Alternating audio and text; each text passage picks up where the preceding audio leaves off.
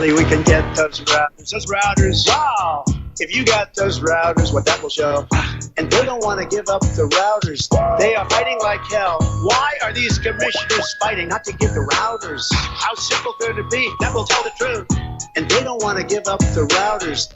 What are they trying to hide? And I say it, and I'll say it, because the easiest way of cheating is to throw them away. That's easier. The county has refused to produce the network routers. We want the routers, Sonny. The county refused to produce the network routers. Wendy, we gotta get those routers, please. Get up! It's so unfair.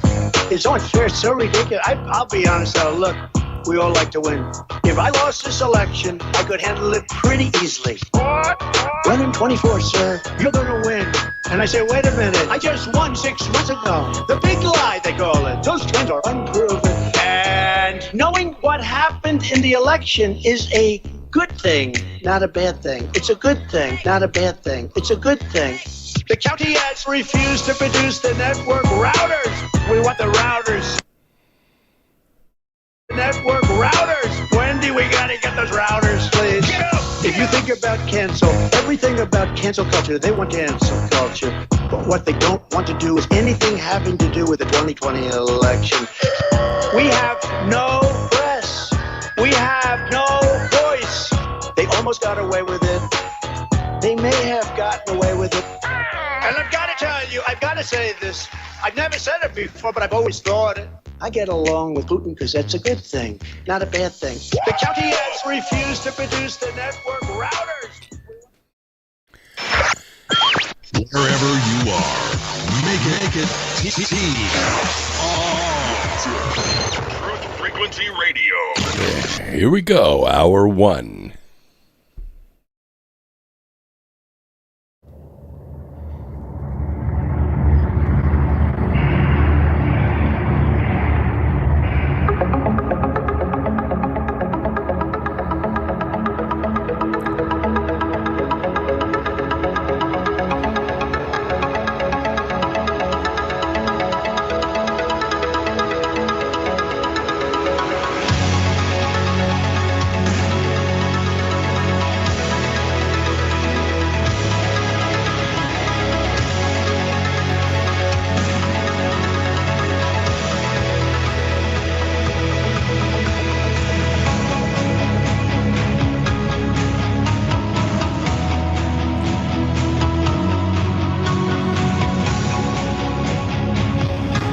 Greetings, Earth Explorers. Happy Mother's Day.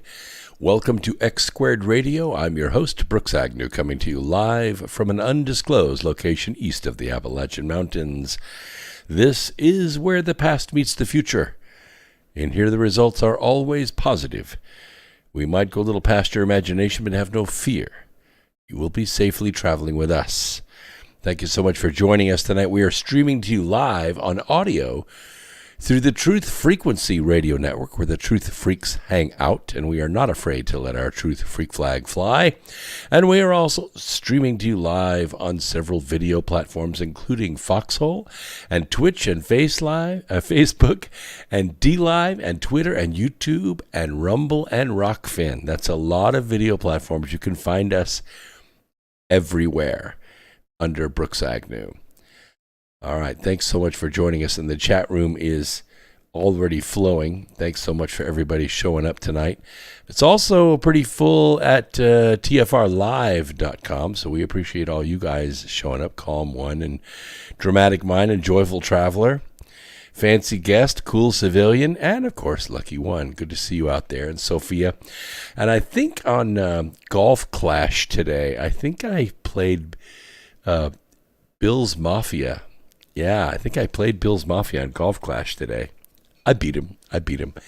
But yeah, it was in the shoot off at the end. So we're in good shape. Hang on a second. Let me bring Foxhole on. Okay, Foxhole's live now.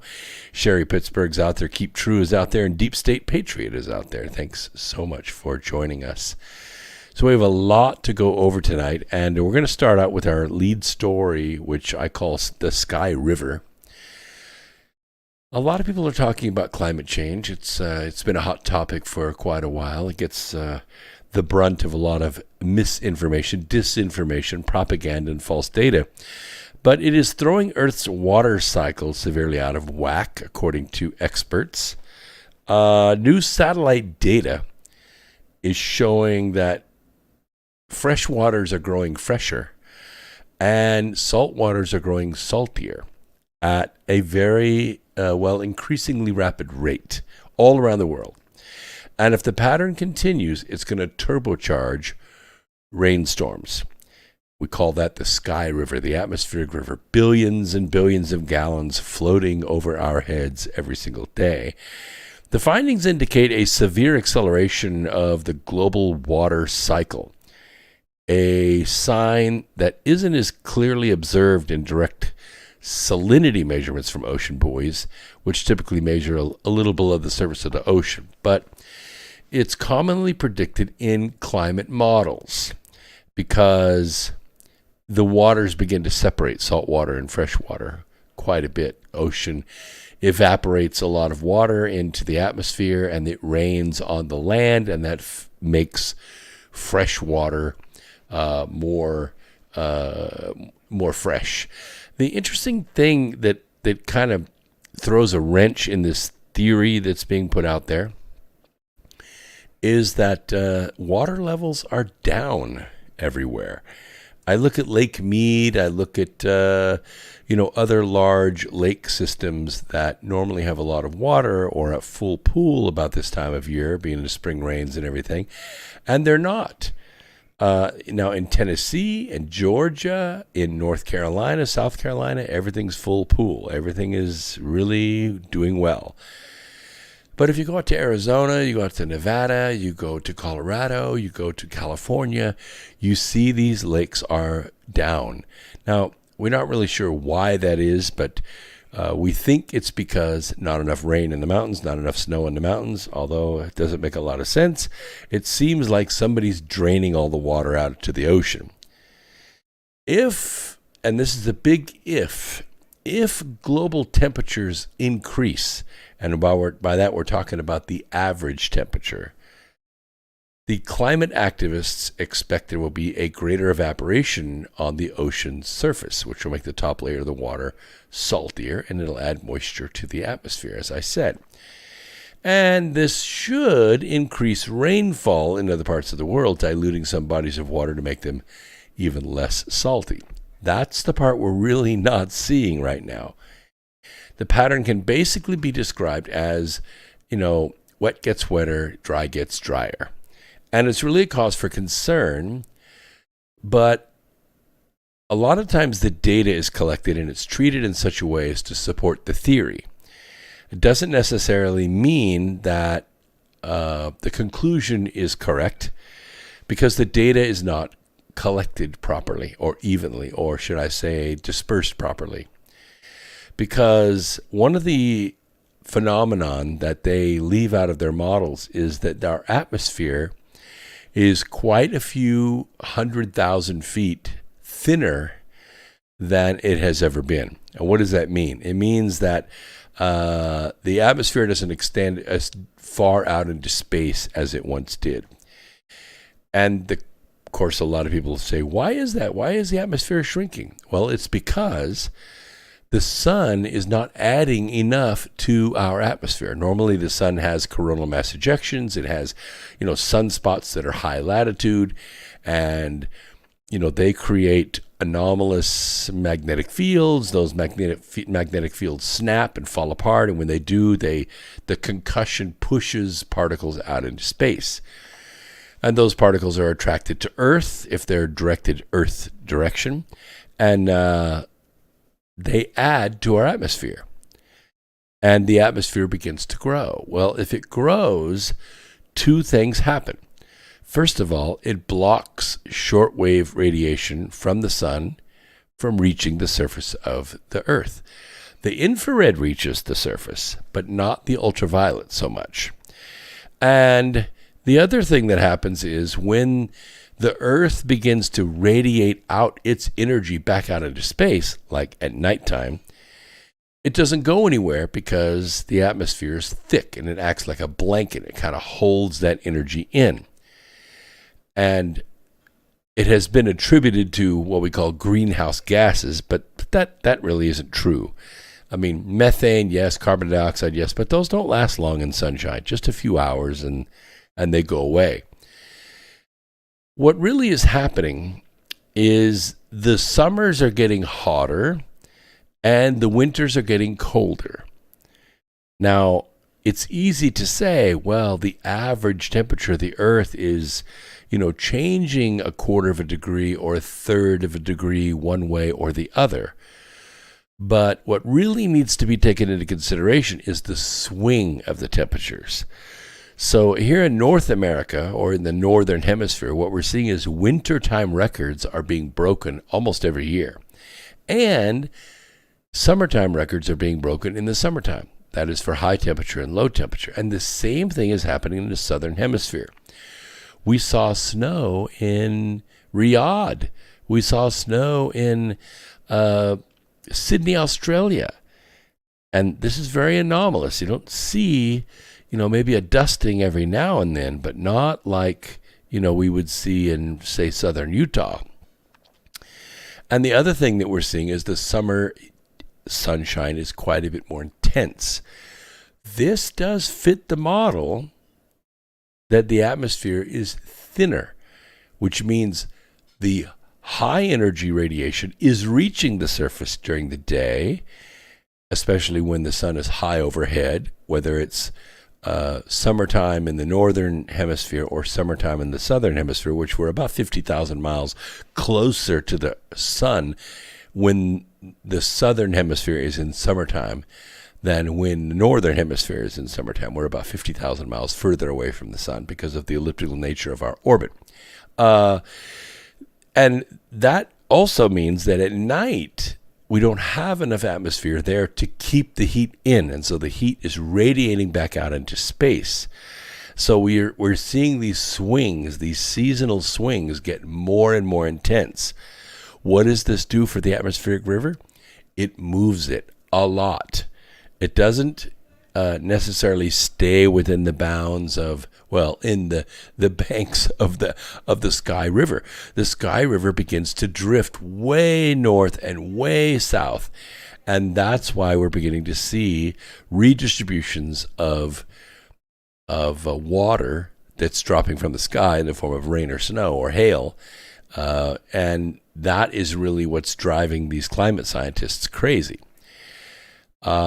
In the far north and the far south poles of our planet, there are fewer ocean buoys that directly measure surface salinity.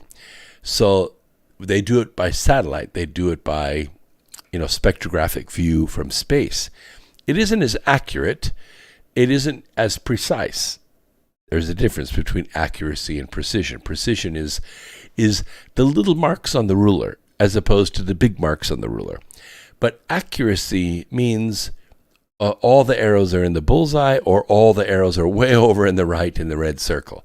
They're very, precise, but they're not accurate. And so this is where these climate activists are making a lot of headway with you.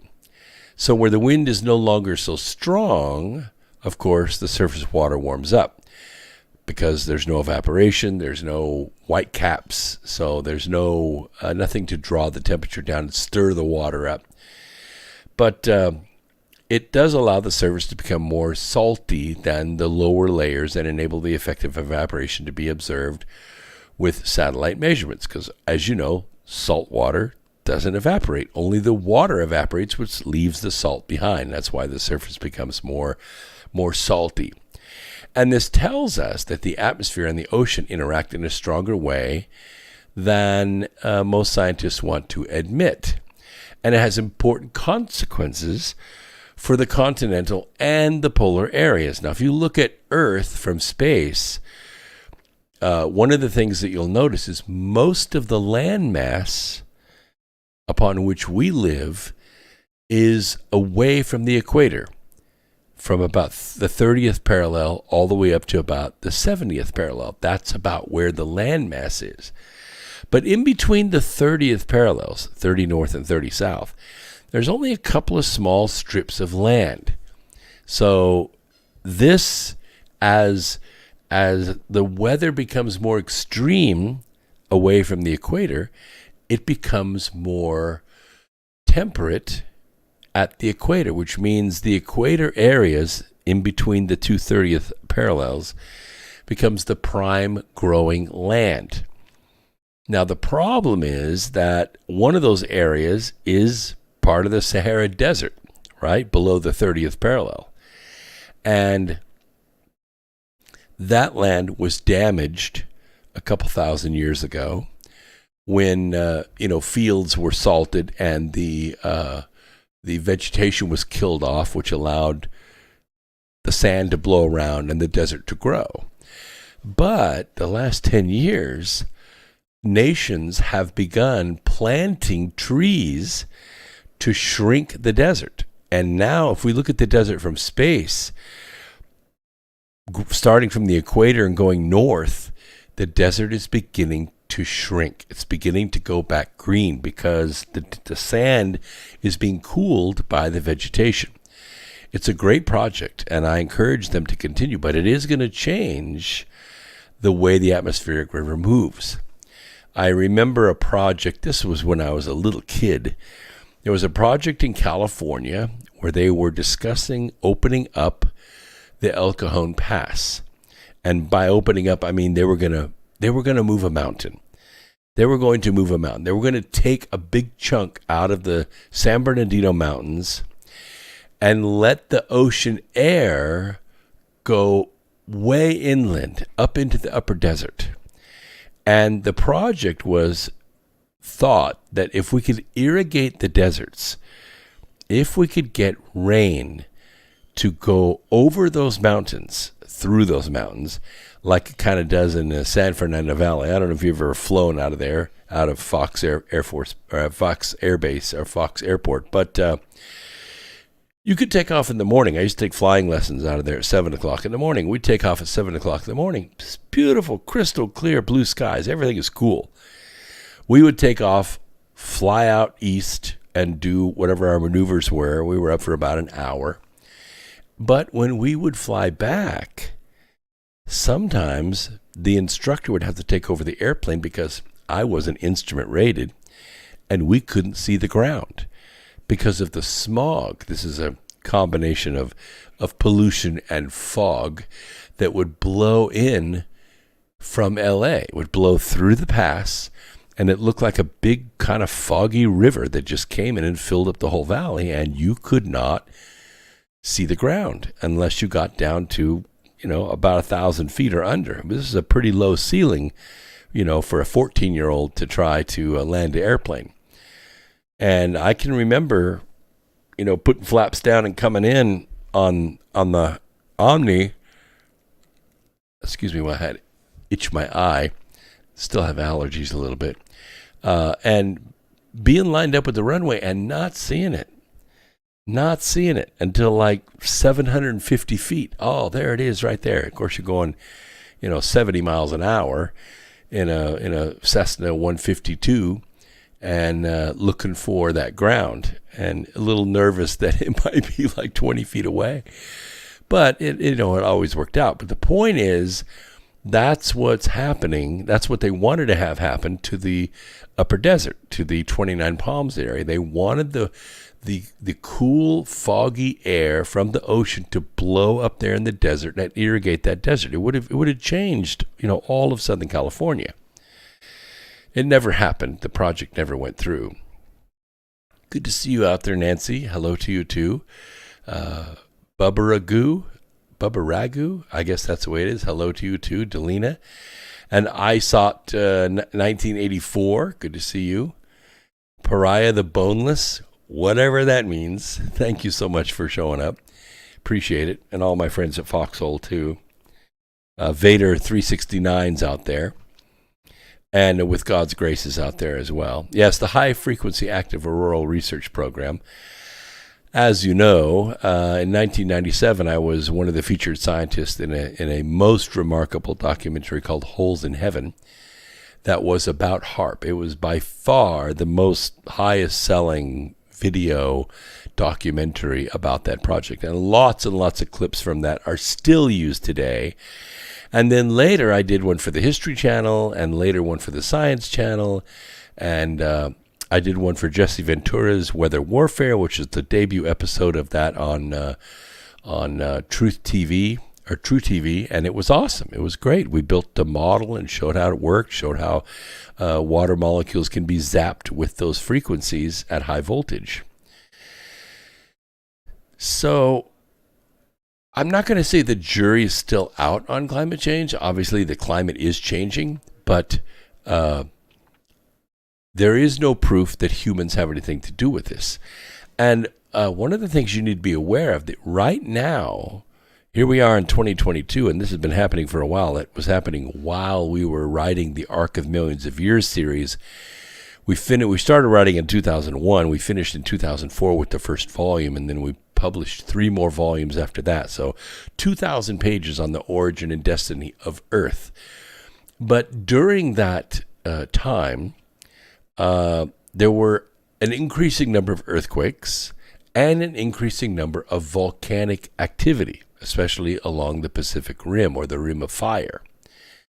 Today, here we are in 2022, we have even more active volcanoes. So like 65 active volcanoes on the Earth right now. And some of them are rather large, like the ones in Indochina or Indonesia and the ones in Mexico. And if they were to really, cut loose, especially the one in Indonesia, not only would it kick loose some hellacious tsunamis, it would put a lot of particulate matter up in the upper atmosphere, up above 50,000 feet. And that particulate matter would float around the planet at high altitude, because it takes weeks and weeks, sometimes months, for that stuff to actually settle to the ground. There's no rain to kind of clean it out at that altitude. It will shade the Earth, and it could trigger an ice age. And ice ages on this planet come on very quickly. They don't take 50 years to occur. History shows us they don't even take 5 years to occur. Sometimes they can occur in 1 to 2 years. It just takes a couple of degrees of temperature drop. What is that, Pariah the Boneless? We have a feedback loop? Let me check. Let me check and make sure. There's a possibility I have 2 sound sources going. No. Yes. No, the webcam's turned off. The only thing live is the mic. So are you hearing an echo? I hope not. I see my sound pressure is very high. I've tweaked it a couple times, but keep me posted on that. Oh, no, with the weather. Hello. That kind of feedback loop. Okay. Well, I appreciate that. Captain Super Aid says the climate is and always has been changing. The Paleocene thermal maximum, the PETM, indicated an average temperature of 14.5 degrees Fahrenheit above current. Life still existed. Yeah, and we didn't need coats probably. That's a good question. Bubba Ragu asks, how do we really connect with Boo? As you know, Discord went out of business last week. They, for some reason, decided everybody on Discord was kicked off. So they cleaned the voter rolls, so to speak, and Discord went to 0. And so those people who were inclined have gone through the pain in the ass of opening another email account and starting all over again with Discord. I was not one of them. So I have a Discord, but I'm not doing anything with it. One of my staffers, who is Boo, has restarted a Discord. And I really don't know how you can get that staffer. That staffer has to send out an invite to you in order to join Discord. That's the way it is. You can't just search people out and find them. I can't even find them. So we'll talk about it over the next couple of weeks. There's no question whatsoever in anyone's mind ever on the whole planet Earth that America Free Radio had the best Discord page on the internet. There is no doubt whatsoever. Everyone who is a member of my Discord channel agrees. And that is primarily because of the hard work of Boo. But I do not know how to get you in touch with her or him. I'm not going to say. The point is that Discord made a major mistake.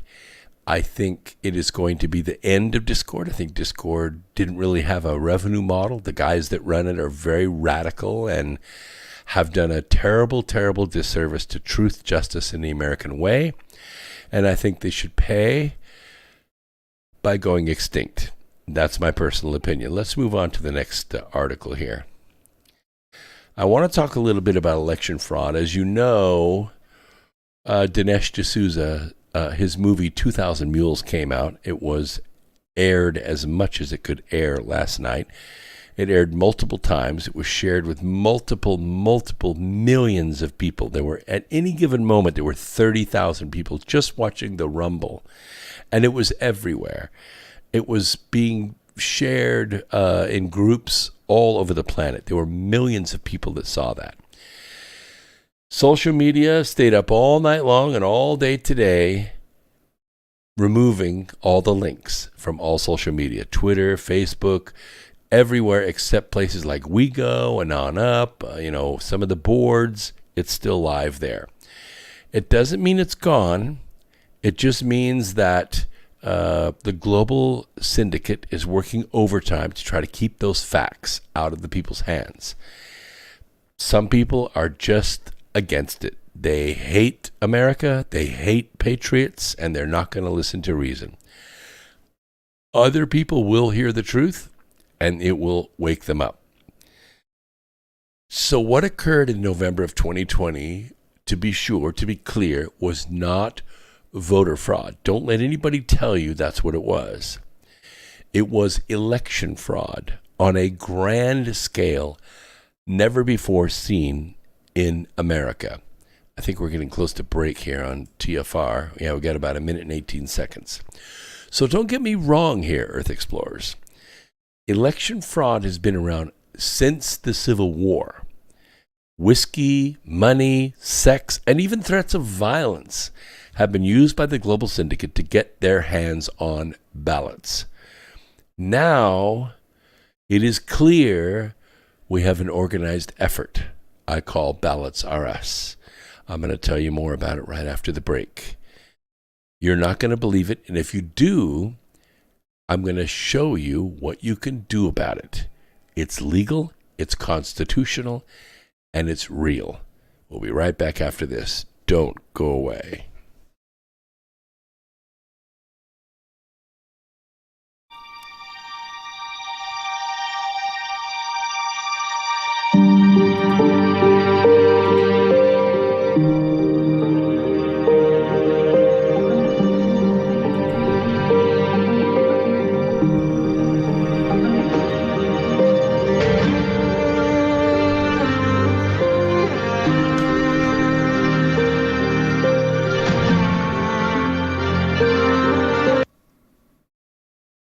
The truth will set you free. Many people are dealing in affirmations. The best thing to affirm is the truth. If you're broke, best thing to affirm is, I am broke. That's what you put up on the refrigerator. It's the truth that sets you free. Right? When you're shaving in the morning, gentlemen, if you're broke, you just put that up there. I'm broke.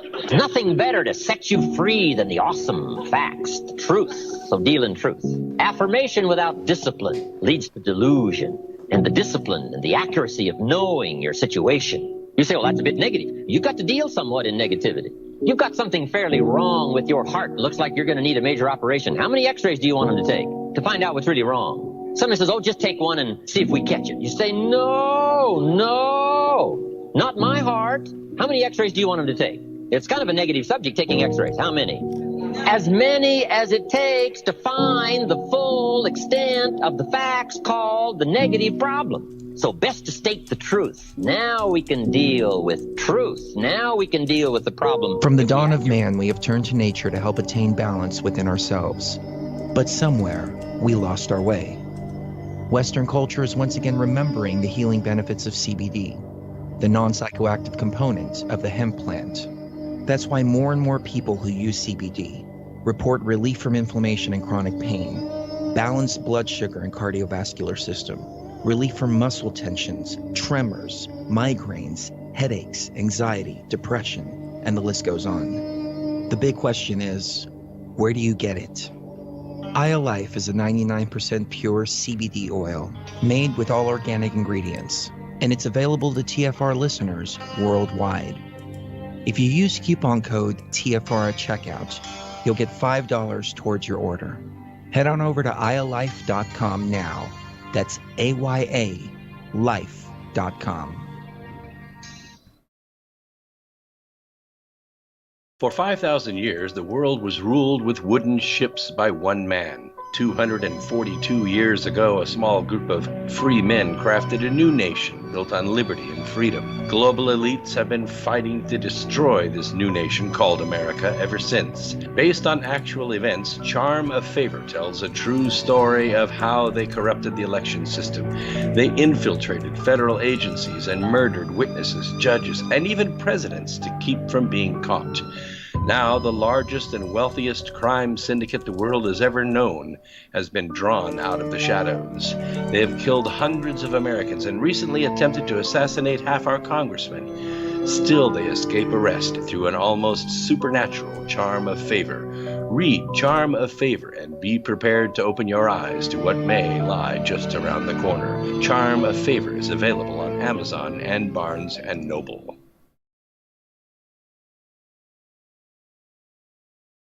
We are TFR.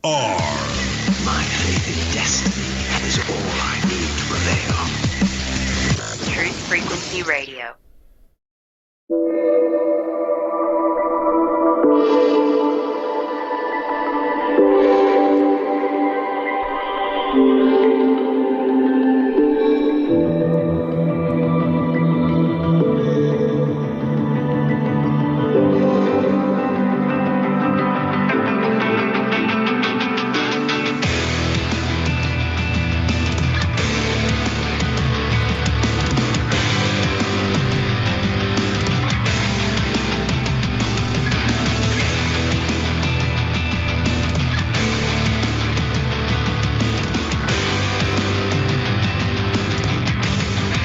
To be sure.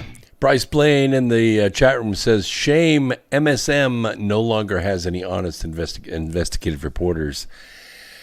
For the record, we are the mainstream media. America Free Radio is the mainstream media. If you tune in here, it will treat, cure, and prevent the disease of ignorance. The fake stream news is the one with all the money. The fake stream news are the ones with the news actors. They look much better than me, and they have everything scripted for them, written for them by a global syndicate division called the Global Media Empire. They are no longer representative of the truth. They're no longer representative of the people. It is us. It is America Free Radio and all of our associates around the world. You have RDoc, you've got X22 Report, you've got Red Pill 78, and the list goes on and on. I could list them, but it would take the rest of the program. We are now the mainstream media. We represent the mainstream because we represent the truth. So what I want to tell you is this organized effort that I call Ballots Are Us. Thanks to more than $1 billion in cash donated by Mark Zuckerberg, George Soros, Michael Bloomberg, and other deep state bankers, there was enough money to pay tens of thousands of mules in a dozen states to stuff illegal ballots into the system through strategically placed drop boxes. It was a plan. President Donald Trump told us about the plan before it ever happened. We watched it unfold exactly as he described it on the mainstream news, right? On the fake stream news where he appeared in his rallies. He told us what was going to happen. And that is exactly what happened. It was coordinated. It was funded. And it was managed by the global syndicate's officers to overthrow the U.S. government. And guess what? It succeeded. You know it, I know it, and they know we know it. What can be done about it? Vote in 2022? Please.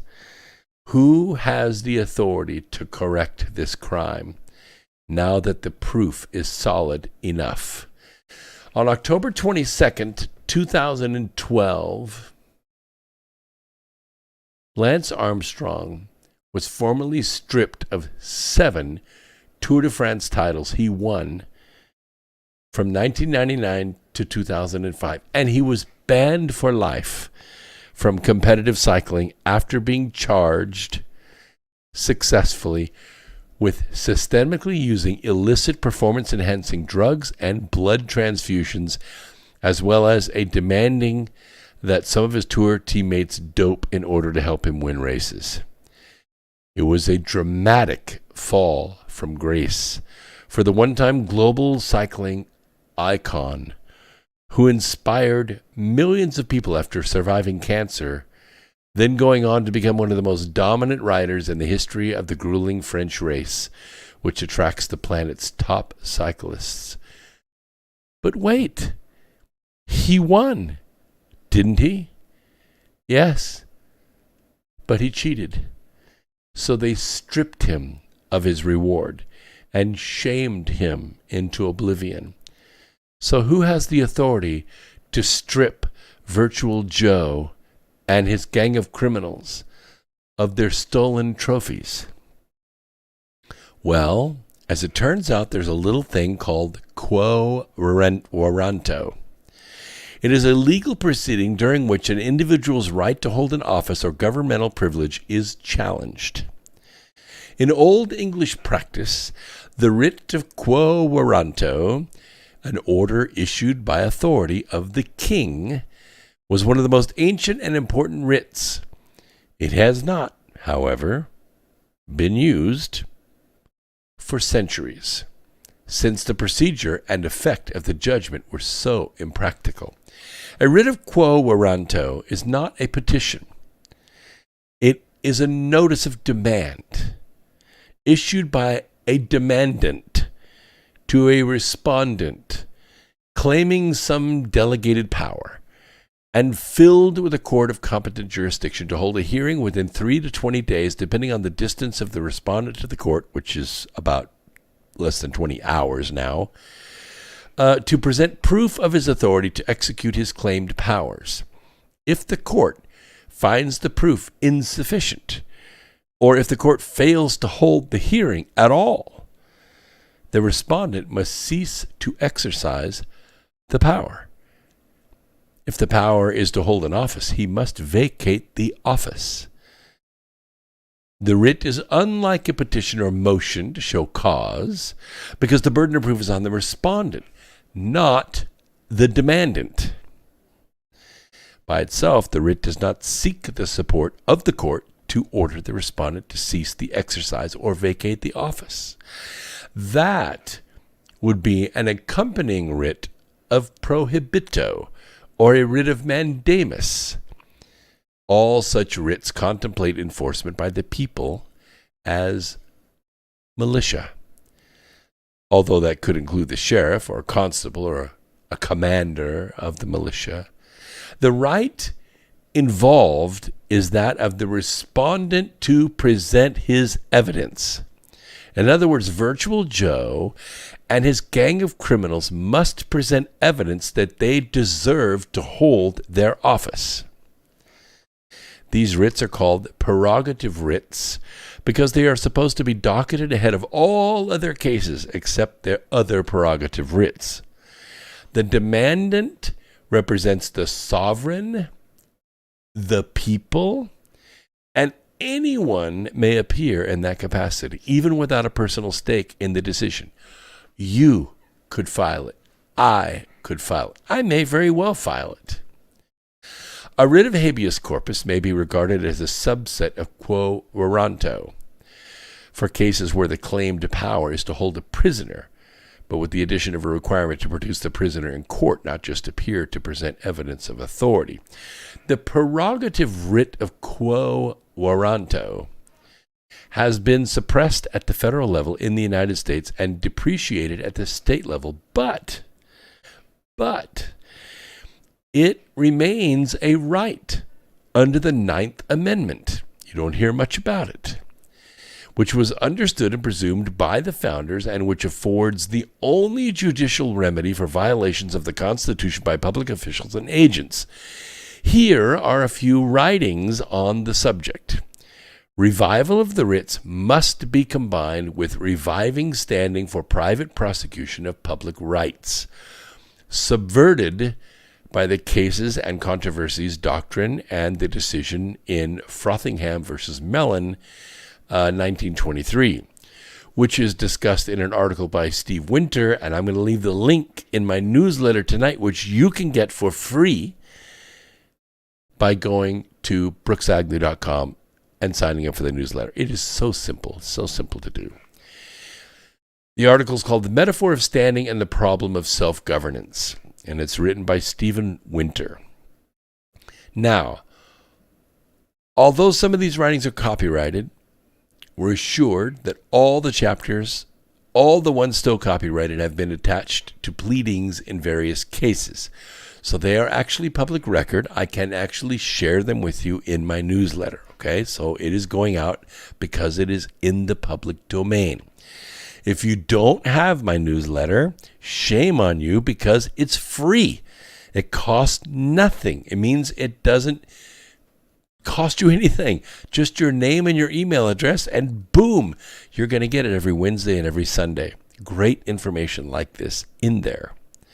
Now, a critical key to achieving federal constitutional compliance is we have to resurrect quo warranto and other common law writs.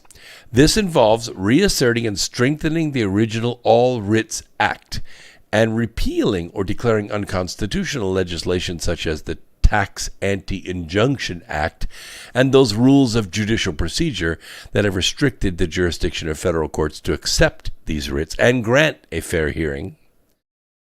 Now, here's the way it works. A prosecuting attorney ordinarily commences quo warranto proceedings. However, because it's going to be very hard to get a prosecuting attorney to do this. However, a statute may authorize a private citizen, me or you or any one of you in the chat room, Rockingham 1776, if you're a U.S. citizen, you could do this. You could do this without consent of the prosecutor. Unless otherwise provided by statute, a court permits the filing of an information in the nature of quo warranto after an exercise of sound discretion, since quo warranto is an extraordinary exercise of power, and it is not to be invoked lightly. I don't ever remember it being invoked against an elected official in the United States. But these are extraordinary times. We're facing nuclear war. We're facing a depression. We're facing a total financial collapse because we have a usurper in the White House. The remedy of quo warranto is vested in you, the people, and not in any private individual or group, because the question of who has the right to hold a public office is a matter of public concern, not private concern. The requirement of obtaining approval also serves the important purpose of protecting public officers from frivolous challenges. In order to obtain the Attorney General's approval, and in this case, I guess it would be Merrick Garland, a private person or a local agency must file an application pursuant to the rules and regulations issued by the Attorney General. I'm taking this to mean that it doesn't need to be the Attorney General of the United States. It can be the Attorney General of a state, of any state, of Maryland, which would be the most likely one. An application must include a verified complaint a verified statement of facts, a memorandum of points and authorities, and a notice to the proposed defendant, which would be Virtual Joe and his gang of criminals, giving them at least 15 days to show cause to the Attorney General why the application should not be granted. The application must be properly served on the proposed defendant, Virtual Joe, if you can find him, and filed within 5 days of service with the Attorney General. The proposed defendant is given 15 to 20 days to respond, depending on where service is made. The relator may then file a reply within 10 days. The Attorney General may prescribe a shorter period of time in special cases or upon showing of good cause, which I think 2,000 mules is a good cause. After all the papers are filed, the Attorney General's office evaluates the facts and law in order to determine whether to grant leave to sue. I don't think there's any way he could not, because this approval process is an administrative function, not a judicial one. There's no opportunity for formal discovery proceedings between the parties at this stage.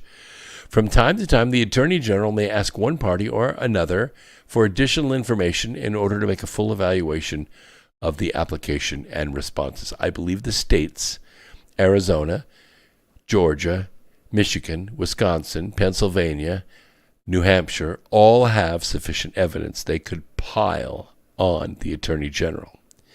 Now that we have the video and the GPS proof that the presidency and many congressional and senatorial offices were obtained through an organized and purposeful fraud, this should be filed tomorrow morning at 8 a.m. It must be done before it results in nuclear war, real nuclear war, not figurative.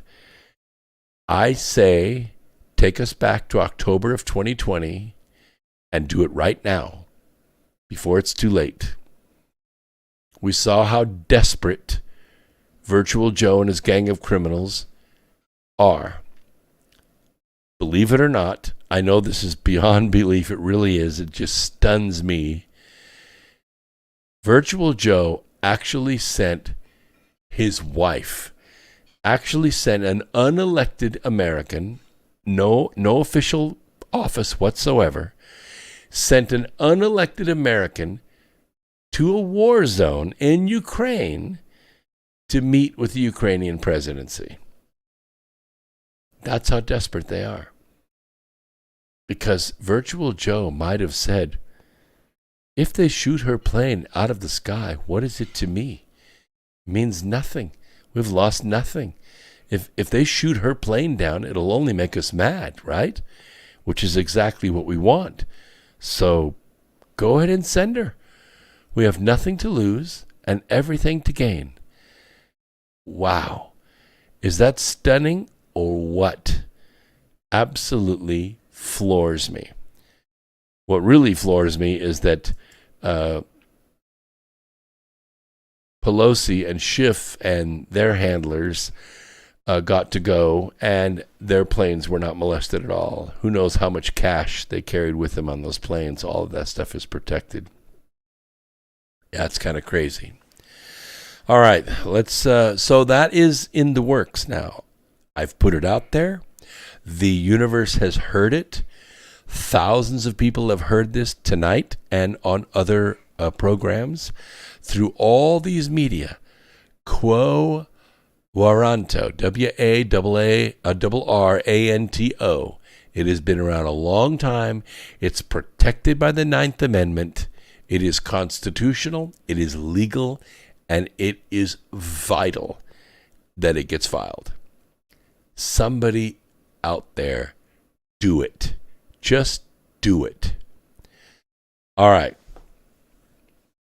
We've had some interesting turns of events lately, haven't we? In fact, if I think I were to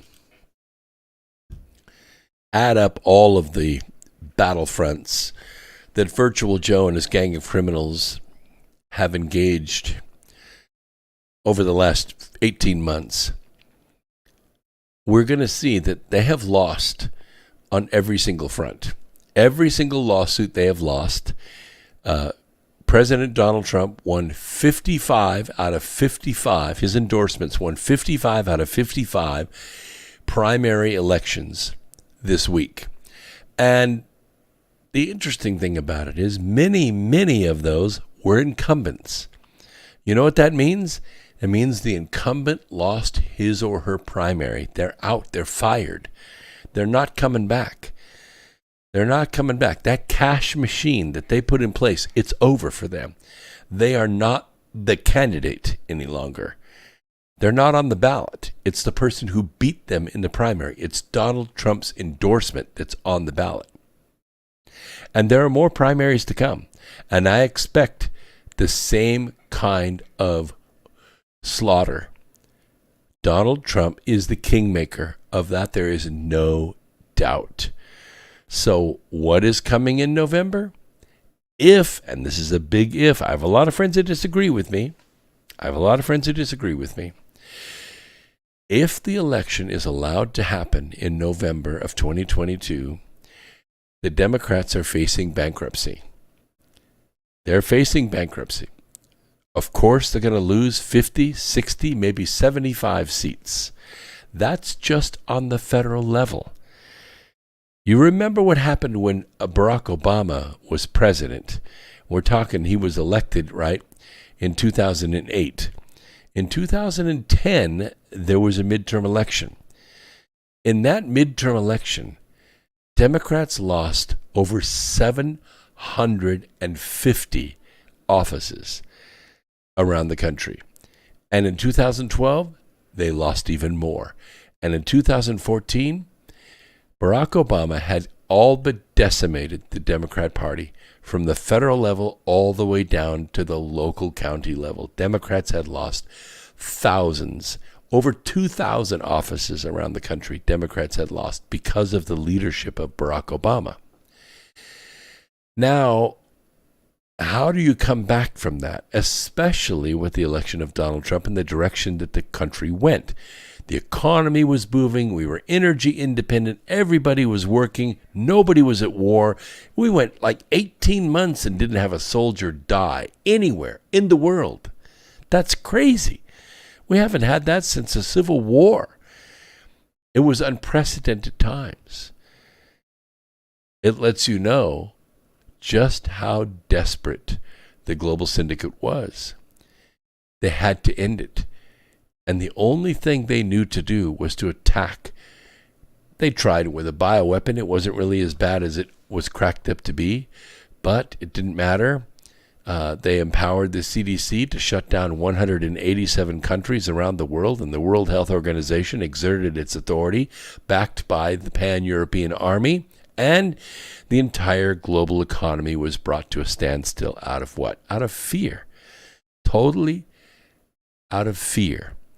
And the Trump economy, which was sweeping the world, was smashed. Even so, even with the Trump economy smashed, and tens of millions of Americans, and who knows how many other people around the world lost their jobs, even with that, President Donald Trump brought 12 million more voters than ever voted ever in history for the Republican Party, to bear. And you saw what happened. The cheat-by-mail system was thrown into overdrive. Billions of dollars in cash were put behind it. And artificial intelligence was used to manipulate the exact numbers that they needed in each individual county in order to steal 6 states. That's all they needed.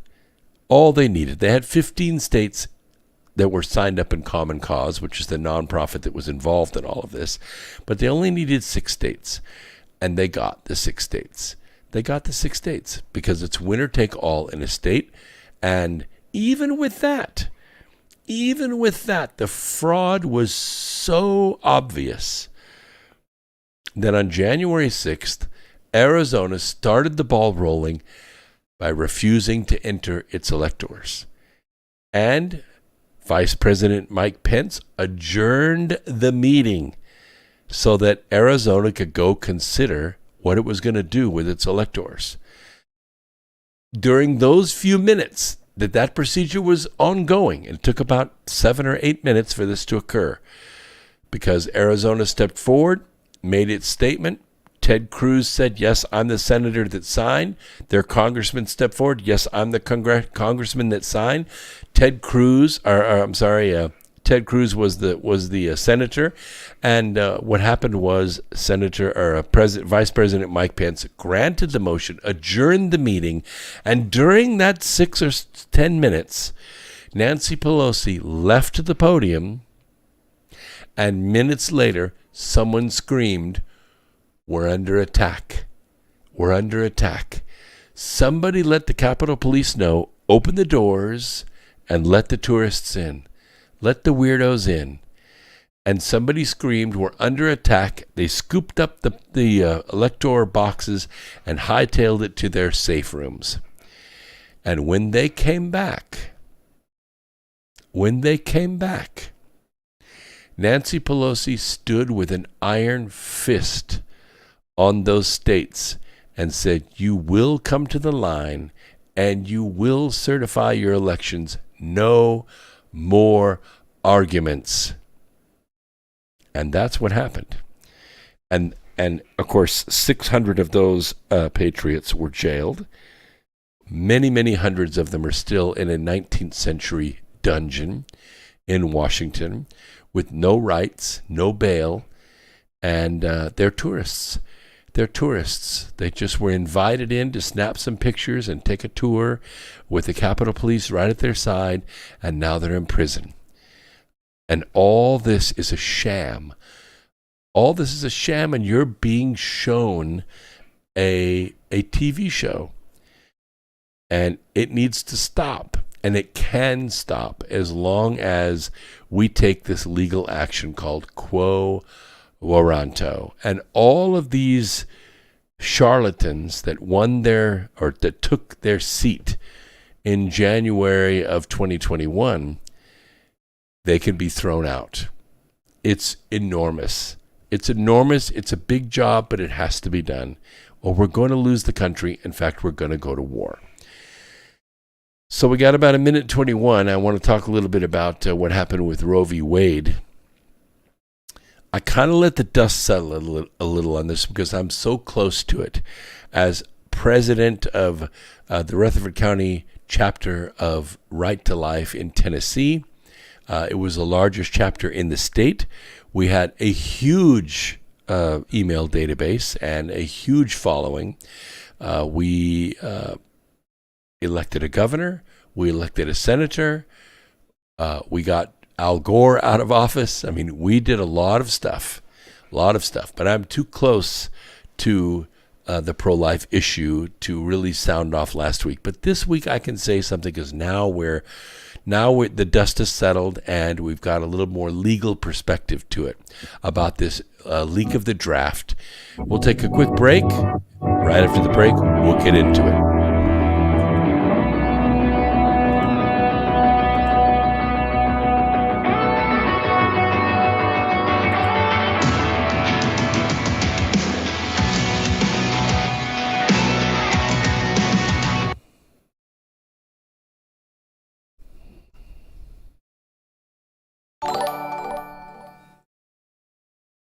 Hi, my name is Ella, and I'm 10 years old. I'm one of the millions of children born to parents suffering from the sheeple virus. Symptoms include the inability to think for oneself, the attention span of a goldfish, and a strong belief in government and the mainstream media. It is estimated that 1 out of every 2 children are being raised by parents infected with the sheeple virus. But there is a cure. For as little as 19 cents per day, you can become a TFR supporter and help children like me get their daily dose of truth. Together, we will make sure every child has protection from deception.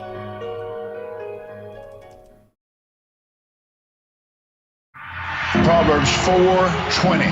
Your lungs are now filling up with chronic. Oh, I know what that means. COVID-19. Get out of my lungs. COVID-19. Get out of my body. Get out of here. You don't rule me. And all the symptoms came on me. I started chilling. And I smiled. I said, you can't put that on me.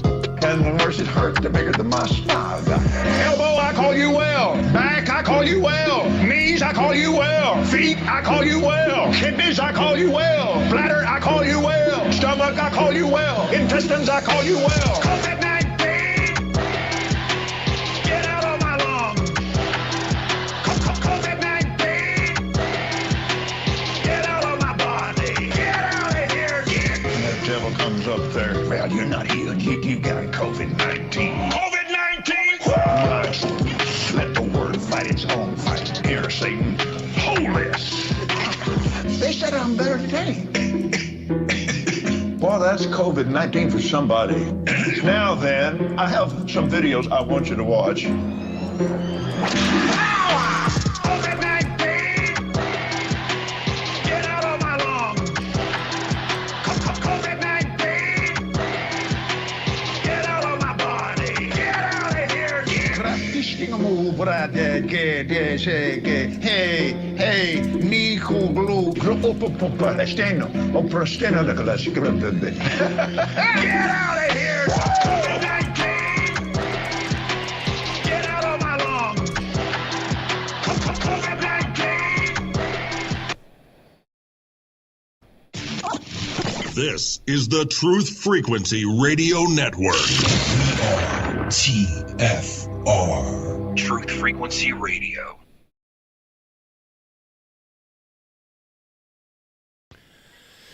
Here we go, hour two.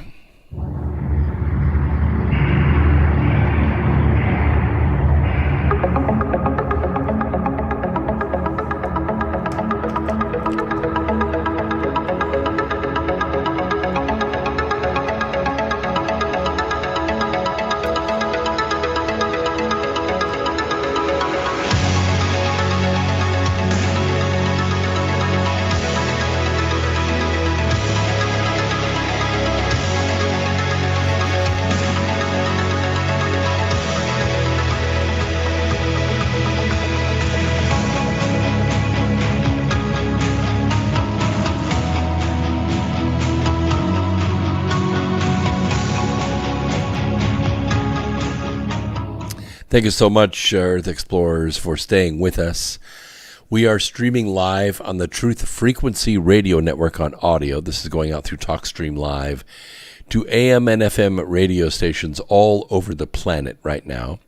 We're also streaming through Facebook and Twitter and DLive and Foxhole and YouTube and Rumble and Rockfin and Twitch. So you pick your favorite video and you can watch us right now. You can also participate, I think, because the phone line should be open. It's 213-233-3998, 213-233-3998. I see that Sydney Powell is out there. If she wants to call in, she's totally welcome to do this. She's an amazing woman. I met her in person in Dallas and really had a good time with her. She's got a great, great personality. And people have said, well, the white hats are in control. And I commented in the chat room that I really don't have faith in the white hats. I also don't have faith in ETs. This task is ours. It is ours. It is the informed electorate that will turn this. If we wait until November of 2022, we will lose everything.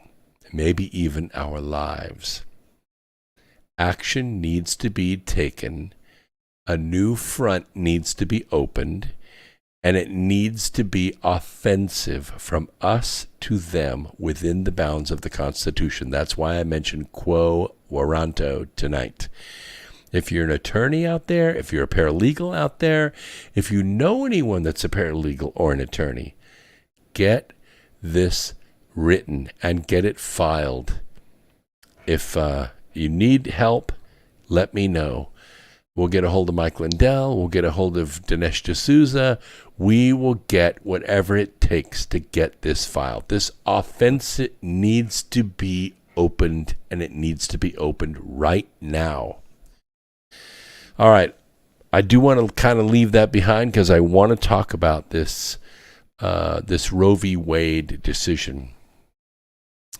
We have always known since 1974, I think, because the decision was made in 73, but we've known since 1974 that this decision was fraudulent.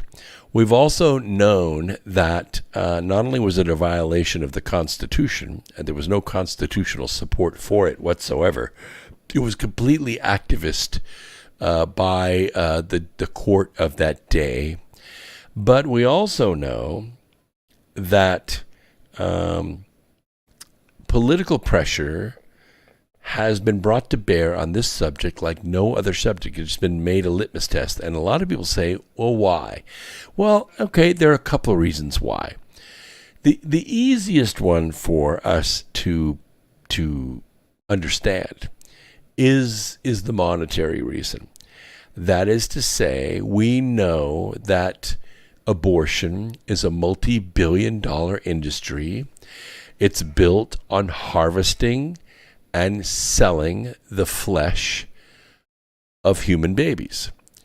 And it's used for all kinds of stuff. If you knew, it would just sicken you, everything that it's used for. But it's a multi-billion-dollar business. Planned Parenthood takes in a tremendous amount of money, over $1 billion a year. Not only that, but they also receive $500 million or better a year from you, the American taxpayer. Now, we've tried to stop it. We tried with the Hyde Amendment. The Hyde Amendment said that Americans cannot be asked to pay for abortions. And what did Planned Parenthood say? Oh, that's not a problem because we're taking in this $500 million and we promise that not a penny is being used for abortion. Of course, that doesn't make any sense because it's kind of like, helping an alcoholic pay his light bill. You're saying, oh, not a penny of our money was used to buy alcohol for this person. No. All we did is pay his electric bill. However, because he took the money that he would normally spend on his electric bill and he bought booze with it, the effect is the same. You're paying for the booze for your alcoholic neighbor. So you're not helping the situation at all. But it gets worse. It gets way worse than the money gets way worse than that. Because after Planned Parenthood receives the $500 million in taxpayer funds each year, they turn around and write a check for between $50 and $55 million a year back to the DNC. So in effect, what the DNC is doing, or what the Democrats are doing who are in power, is they're stealing taxpayer money, giving it to Planned Parenthood, who then turns right back around and writes a check right back to the DNC. So the net effect is that the taxpayer money is being stolen by the DNC. Right?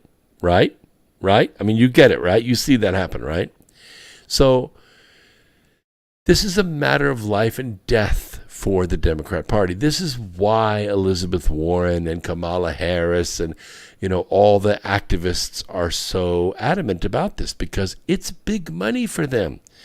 $50 million a year pays for campaigns for Democrats and establishment party members, which could also be Republicans, to win elections.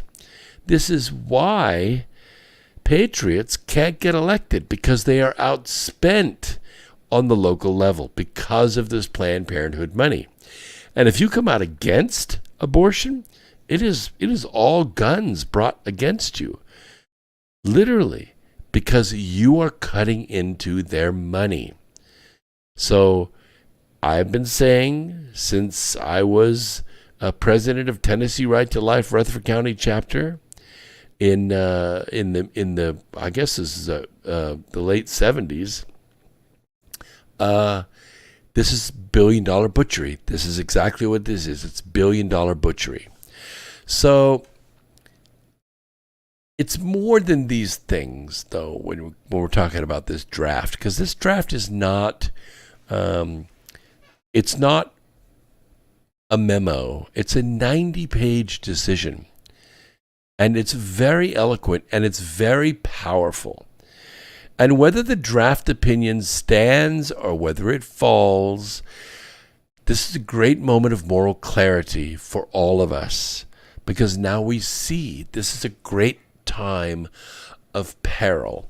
So in ancient times, the god Baal, okay, B-A-A-L, right, or Baal, however you want to pronounce it, he demanded the sacrifice of babies on his altar.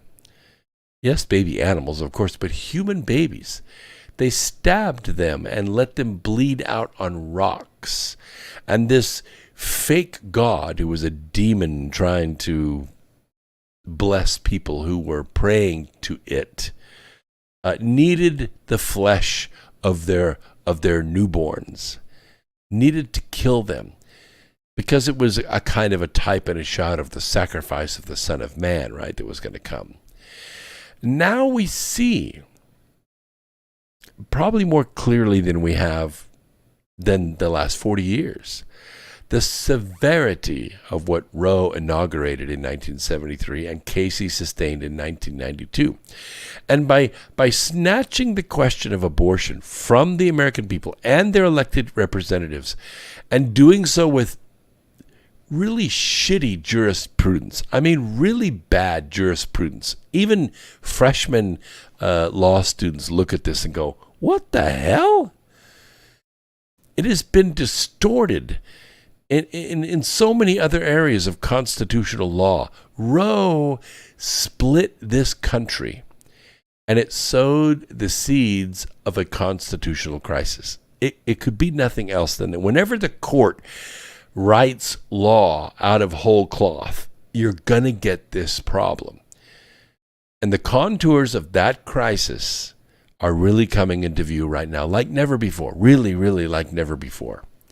And what's clear already is that the global syndicate needs this death. They need 1 million children a day to be sacrificed. And they need 330 million Americans to pay for it so that they're culpable for it. They need it to destroy every institution of American civic life, and to preserve this billion-dollar butchery. And here's the crazy thing. The day after this leak, and this is why I didn't really come out and, beat my chest and slam my sword against my shield like I should have. The day after the leak, Virtual Joe, who blows my mind how fake he is. He is a person who once pushed for a constitutional amendment to overturn Roe. He did. But, of course, he realized how much money is at stake. So he took the extraordinary step of weighing in on a court case that has not been decided yet. He weighed in after the draft, okay? And while he was at it, he spouted on national news in his one moment of post-stroke exuberance, the kind of nonsense we have expected to come from him. And he wasn't alone. Every leading Democrat, Pocahontas, Adam Schiff for Brains, they came on and on and on. Even their courtesans in the media, these people that are, it's sick how perverted they are. They're prepared to use every available tool. And by that, I mean murder, vandalism, death threats. You know that they were outside the judges' houses this week? Somebody doxed the justices themselves, and they went to their houses. And the U.S. Marshal showed up and said to them, you have 5 minutes to leave. Because if you don't leave, we're going to open fire. What you're doing is a violation of federal law at the highest level, and you're going to go to jail for the rest of your life. And they left. Every tool to intimidate the Supreme Court and bend it to their will, even under threat of violence. And it's not too much to say that both the leak of the opinion and the ensuing reaction on the left amount to yet another insurrection attempt. This time the target's not Trump. It's not the Trump White House. It's the Supreme Court. It's Trump's Supreme Court. And we already know that Virtual Joe and his gang of criminals are willing to destroy the judicial branch of the federal government, to pack the court if they conclude they have lost control over it. And I think it's pretty clear, it's been a week since this leak happened, it's pretty clear they believe that they have lost control. In addition to the global syndicate's political warfare on this subject, because we're talking about not just money, we're talking about death. We're talking about millions and millions of innocent lives being ripped with a pair of pliers in agony. It's a wonderful thing for Baal and Baal worshipers. Monday of this last week, and Tuesday, a pro-abortion activist on Twitter threatened to burn it all down. I mean, it's the language is really, really incendiary. And some have taken a rather more benign view of all of this, suggesting that if the draft opinion is adopted and Roe is overturned, federalism will allow us to sort out our differences on abortion. Some states are going to ban it outright, of course. Texas and a dozen other states are prepared to do so with what are called trigger laws. And some are going to enshrine abortion access in law, like California and New York, because they are all about human sacrifice. They wouldn't exist if it wasn't for the human sacrifice. They love killing babies, especially black babies and Hispanic babies. They enjoy it. They set up their abortion mills in those neighborhoods, market to those young mothers, and recruit out of the high schools as hard as they can so they can get those babies dead. Now, once all this is sorted out, state by state, and the two sides can live and let live, states are not going to go to war with one another. But the left, the global syndicate, they're not going to allow this. They're not going to allow this. Why? Because black and Hispanic babies in Texas are going to live. Black and Hispanic babies in South Carolina, they're going to live. And that is unacceptable to them. I mean, it's got to sound familiar to you, right? This isn't the first time such a creed has been adopted by, a large portion of the country. I know they come out and say, well, the majority of the people favor abortion. That's not true. That's not true. 89% of Americans, 89%, that is what I would call a resounding majority. 89% of Americans are flat ass against, including New York and California. They are against using abortion as birth control. We know that. We have polled it a zillion times. A little over 10% of the country say that even in cases of elective birth control, women should be able to murder their babies. And the intellectual architects of the slave power were honest about their project. They meant to overthrow the Constitution, which John C. Calhoun thought was based on the lie that all men are created equal. He believed that they're not created equal. And today's pro-abortion lobby is coming around to something close to that level of honesty. Black people and Hispanic people and people of color are not born equal. They're not. And they teach it with their critical racist theory. And it's hard to imagine a more candid exposition of the global syndicate's view of humanity when Virginia Delegate Kathy Tran, during a legislative hearing in 2019 for a bill that would have loosened restrictions on late-term abortions — these are babies that could toddle, they could toddle just about — admitted that her bill would allow for abortion up to and including the moment of birth. Nobody supports that.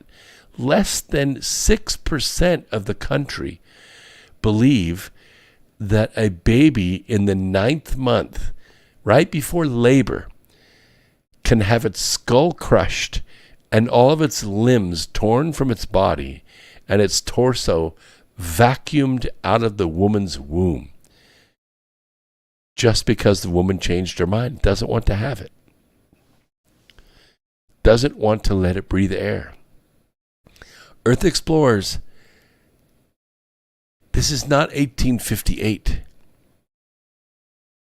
We are not on the precipice of a civil war. But it is not too soon to recognize the crisis this is for what it is. To admit that we cannot endure with half the country allowing the murder of the unborn and half outlawing it. You know, eventually, it's all going to be one thing or the other. As for me, I choose life. We already know what the cause of pregnancy is. Science has recently discovered the cause of pregnancy. And pregnancy is the cause of abortion. If we can just prevent the pregnancy, we can prevent the abortion. Of course, that would crush the industry that is Planned Parenthood. That would crush the money machine that keeps the Democrat Party in Washington.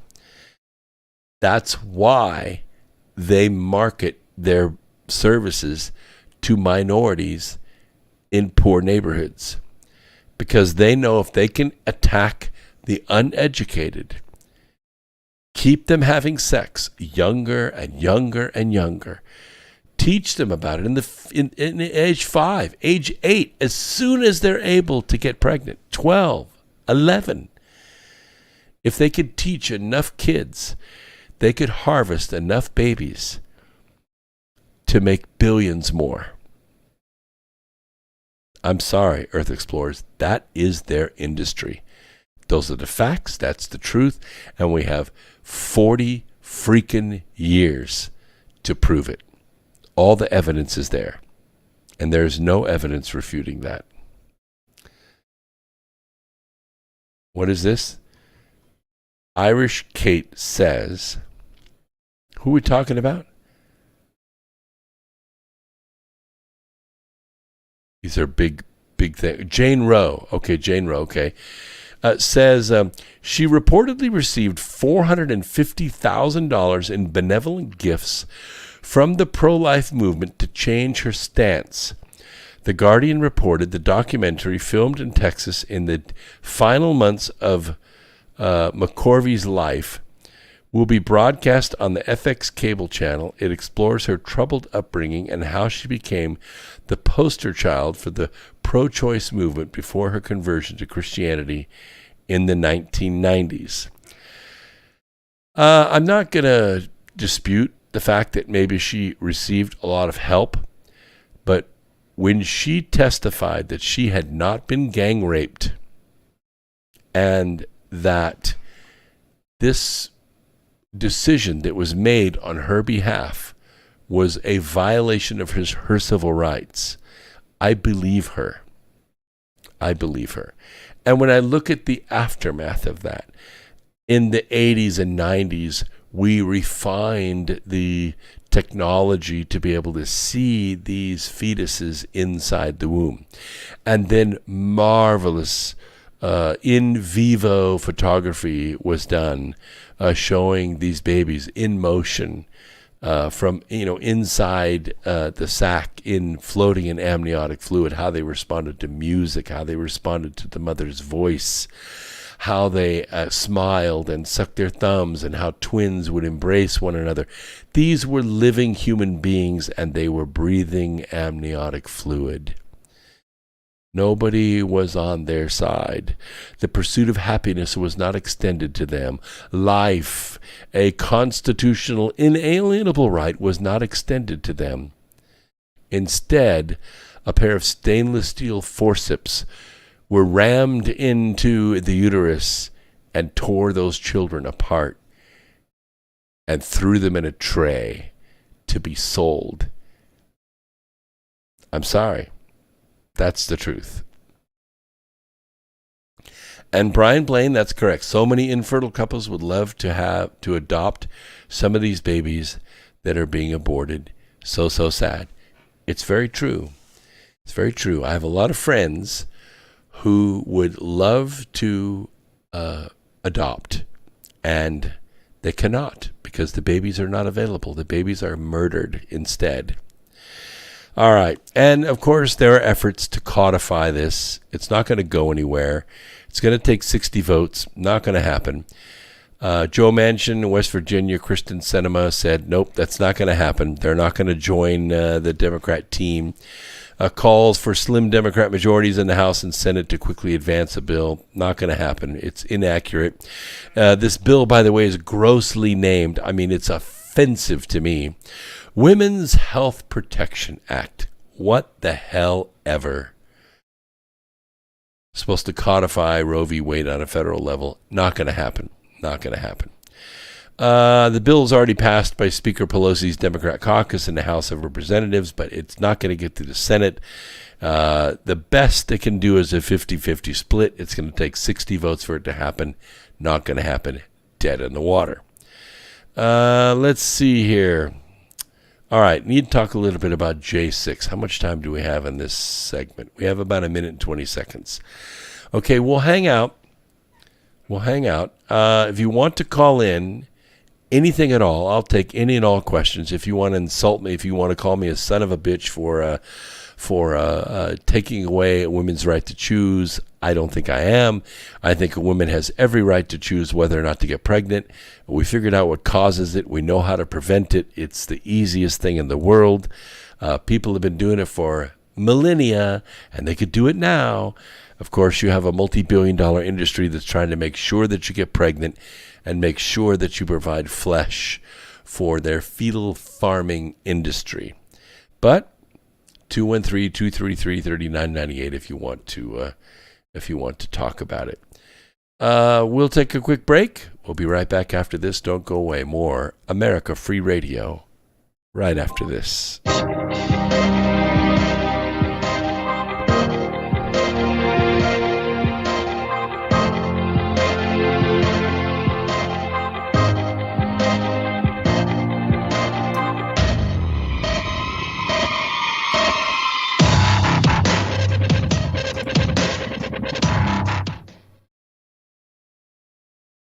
I learned very young from my parents, absolutely, that you don't try to build a wall. You don't set out to build a wall. You don't say, I'm going to build the biggest, baddest, greatest wall that's ever been built. You don't start there. You say, I'm going to lay this brick as perfectly as a brick can be laid. There will not be one brick on the face of the earth that's going to be laid better than this brick that I'm going to lay in this next 10 minutes.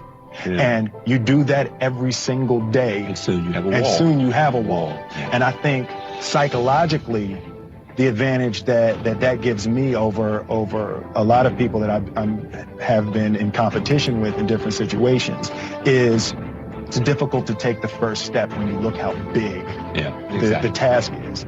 The task is never huge to me. it's always one brick. Me too. Hey everyone, it's Chris Gio, founder of Truth Frequency Radio and host of Beyond the Veil. The mainstream media and establishment are running scared right now, and they've prominently featured truthfrequencyradio.com as number 89 on the federal government's hit list, also known as the fake news list, which is essentially a list of sites slated for censorship on Facebook, YouTube, Google, and other social media. Now is the time for you to get involved. Share your favorite TFR shows far and wide on forums and social media. Tell your friends and family about your favorite shows. If you're a business owner, get in touch with us to feature your product or service right here on TFR. And if you haven't done so already, become a TFR supporter now and get unlimited commercial-free downloads in high quality. Visit truthfrequencyradio.com/sign-up. Thank you for making TFR the leader in independent and uncensored talk radio. Truth Frequency Radio, your protection from deception. If there's something you want to achieve, you can achieve any freaking thing you want as long as you know what the goal is.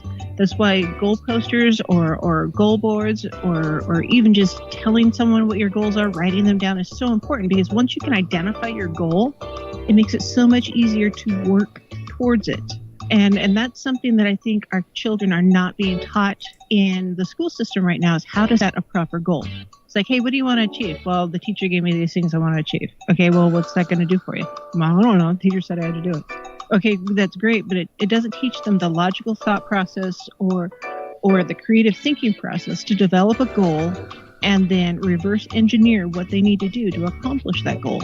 And we need more of that true goal setting in our society.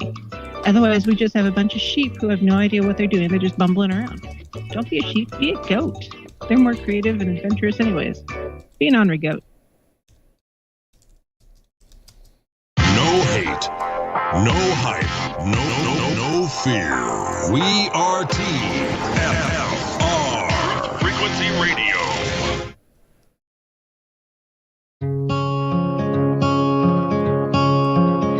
I've been waiting for this moment since my first breath in.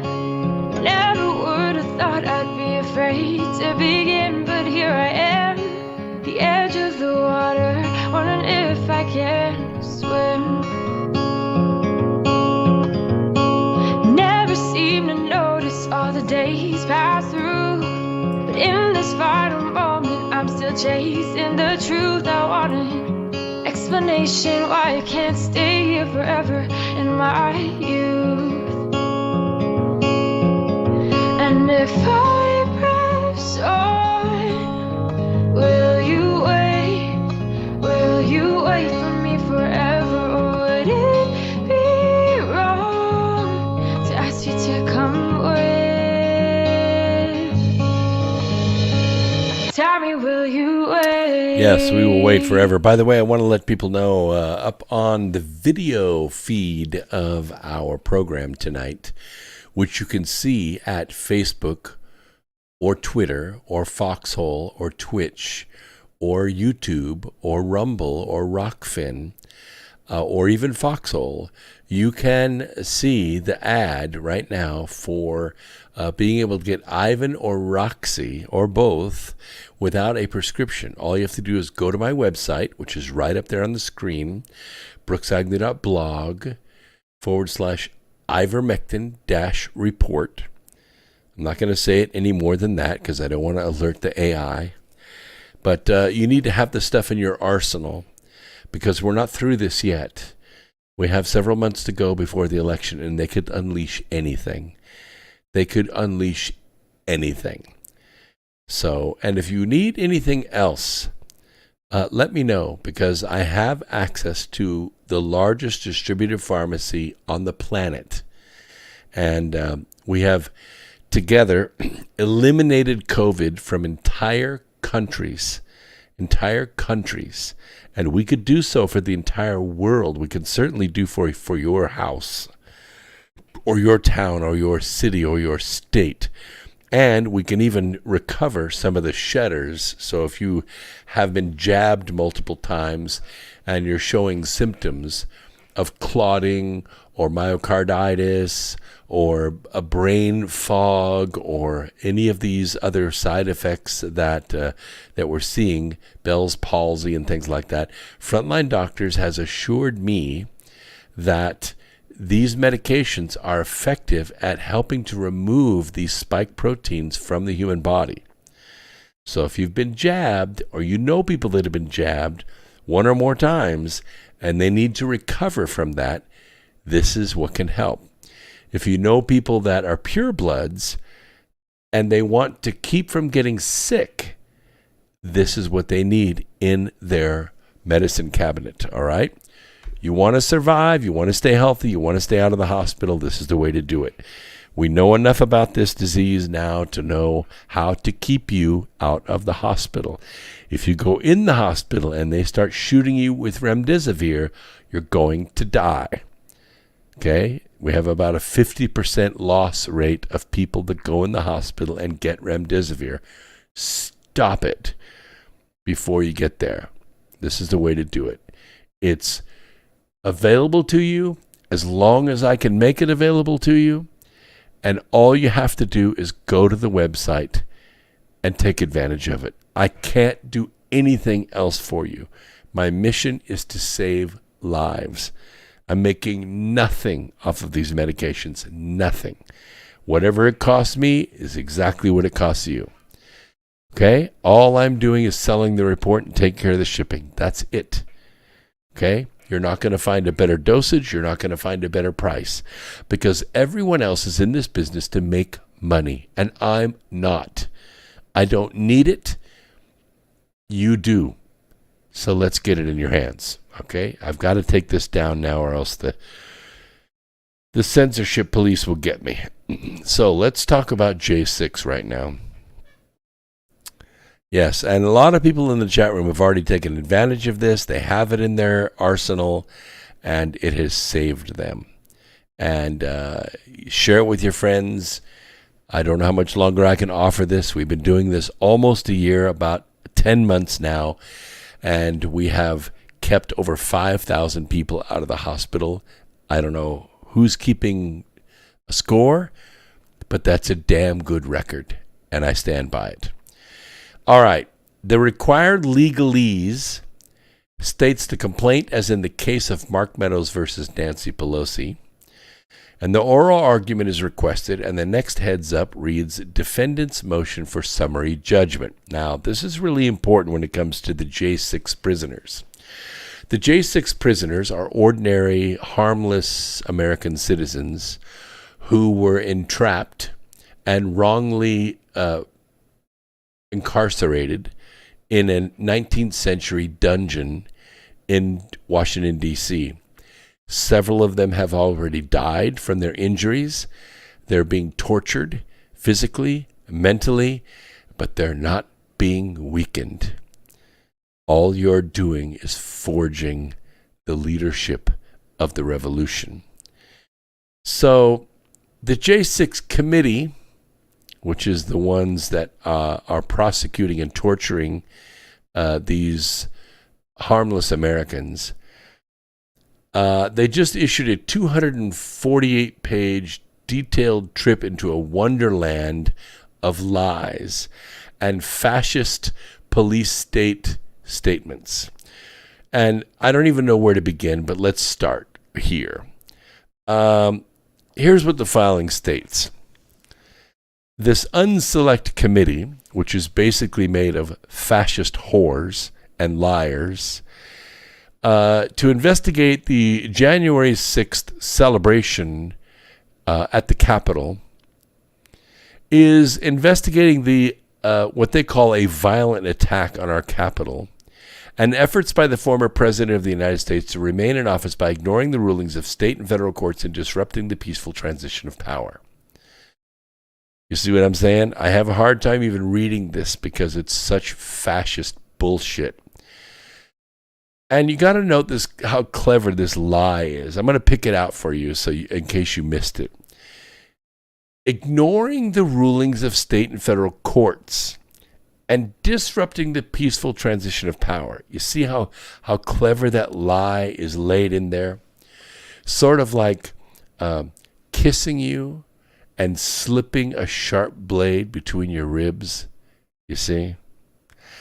In reality, what was happening was obeying the U.S. Constitution. It was following constitutional process. And that would be, in this case, Article 2, Section 1. And it specifically states this. Listen closely. This is the truth. Each state shall appoint in such manner as the legislature thereof may direct a number of electors equal to the whole number of senators and representatives to which the state may be entitled in the Congress. Right? Ignored? Excuse me. In the run-up to the January 6, 2021 convening of Congress, which, by the way, coincided with 500,000 of me and my friends standing outside on the lawn with our MAGA hats on. Specifically on December 4, 2020, Newsweek reported that dozens of Pennsylvania state legislators had actually sent a letter Friday asking the state's congressional leaders to dispute Pennsylvania's 2020 election results before the U.S. Congress meets to count electoral votes on January 6th. That's real. That's following the law.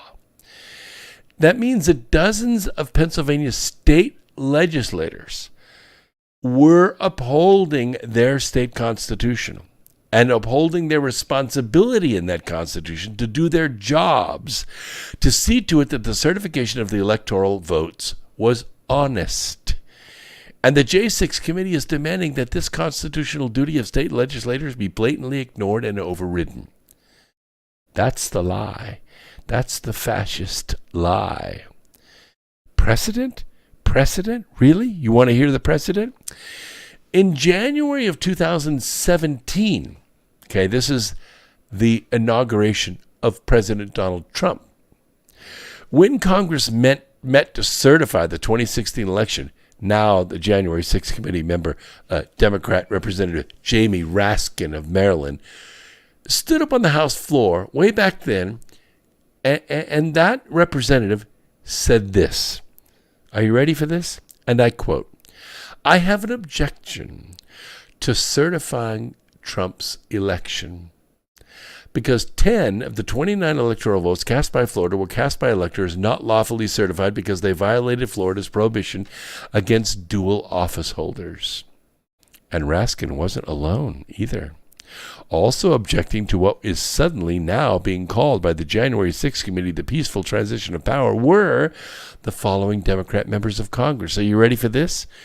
The insurrectionists of 2017. Representative Diana DeGette, Democrat, Colorado. Representative David Cicilline, Democrat, Rhode Island. Representative Joaquin Castro, Democrat, Texas. Representative Eric Swallowwell, Democrat, California. Representative Ted Lieu, Democrat, California. Representative Stacey Plaskett, Democrat, Virginia. Representative Joe Neguse, or Neguse, Democrat, Colorado, and Representative Madeline Dean, Democrat, Pennsylvania. Imagine that. And twice, before trying to deny President Donald Trump's certification in 2017, Democrats in 2005 and 2001 attempted to block the certification of the Republican George W. Bush's 2 electoral wins. When Trump supporters in state legislatures and Congress attempted to do the same because of considerable and justifiable doubt about the honesty of the vote, a repeated problem in multiple past Pennsylvania elections, I might add, suddenly it's disrupting the peaceful transition of power. What the F? How about another flashback? Over 200 people were arrested during riots in 2017, Police said that rioters damaged vehicles, burned buildings and cars and trash cans, destroyed multiple businesses across the city.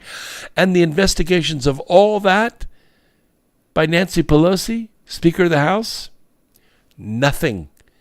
No committee, no investigation, no call for action. And next, the committee says this unselect committee of whores and traitors.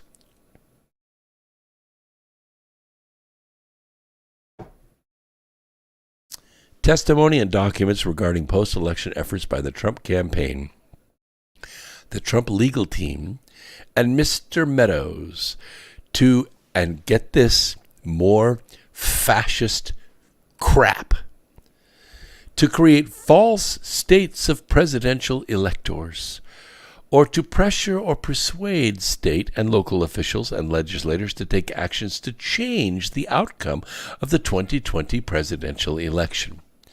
Okay, let's stop just for a second before I really get pissed off. There is no such thing. It doesn't exist. There is no such thing as false slates of presidential electors. Okay? Both parties, in the run-up to convening of the Electoral College, select members of their own party for this task. Done. When it is finally determined which candidate has won the popular vote of a given state, only then do the winner's supporters appointed to the Electoral College gain legal recognition and gather to vote to certify the winner. To suggest that this does not happen is a damn lie. And I want you to pay close attention to this. In the last stages of the 2020 presidential campaign, many people were asked to serve as electors. I myself was asked to serve as an elector in the 1992 election. Okay, I turned it down. I didn't want to do it, so I turned it down. But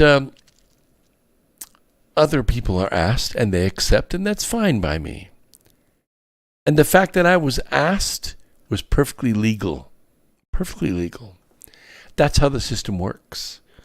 The person only gets to cast a legal vote when the popular vote in that state has been certified. And yes, certification can and has been challenged always by Democrats.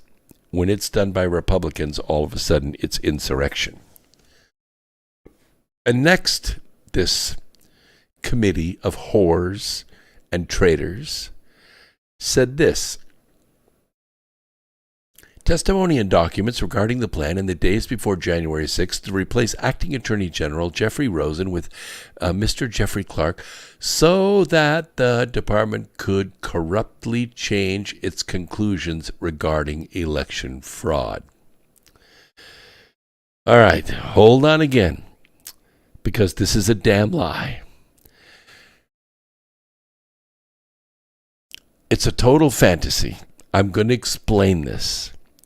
The Department of Justice itself had become a sewer of corruption, with various leaders and members of the FBI plotted, schemed, participated, worked undercover to cause mayhem, violence, death, destruction, vandalism, to interfere in the 2016 election, and then stop and unseat a sitting president whose politics they didn't like. Because President Donald Trump, during his inaugural address, said this: "This is not the peaceful transition of power from one political party to another. This is the transfer of power from Washington, D.C. back to the people." That was the declaration of war. They didn't like it, and they did not accept that election, and they fought against it every single hour for 4 years. The idea of appointing Clark that is to say, Mr. Jeffrey Clark, was to exactly stop the already proven corruption of the department from corruptly giving a pass to a rigged election instead of investigating that corruption. And then there's this fairy tale about Republicans appointed to the January 6th committee. So it pretends that Pelosi had appointed Republicans to the committee, but I'm not fooled. You're not fooled. Everybody knows what's going on, okay? Because when we're talking about whores and we're talking about traitors, it extends to the other party as well. Liz Cheney of Wyoming, who is a Republican, and Adam Kinzinger, who is a Republican, were hand-selected by Pelosi over the objections of House Republican leader Kevin McCarthy. The game here is sucky and slimy and filthy and deceptive. Every Democrat on the committee is a Trump hater, and these two Republicans are Trump haters, and the hatred oozes from their pores. The hatred comes out as blood in their eyes and in their mouth. They are on that committee for one reason and one reason only, and that is to get President Donald Trump and prevent him from running in 2024. That's their job. The presence of Cheney and Kinzinger, and now this release of 248 pages of absolute filth and corruption, has confirmed yet again that the January 6th committee is the Pelosi equivalent of those Stalin-esque show trials of the old Soviet Union. Guilty verdict first, trial later, execution assured. And then the committee filing says this: the Select Committee is validly constituted and has issued valid subpoenas. Not only is the committee not validly constituted, it has no Trump supporters allowed on it. But the cute game with the bit about issuing valid subpoenas, that's also a lie. It is abundantly obvious that subpoenas have only gone in one direction, to Trump supporters. There have been no subpoenas for Pelosi or any of the members of the FBI that were involved in the breaking and entering of certain areas of the Capitol building, both before and after the events at the Capitol, which in turn is only more evidence of the show trial nature of this farce.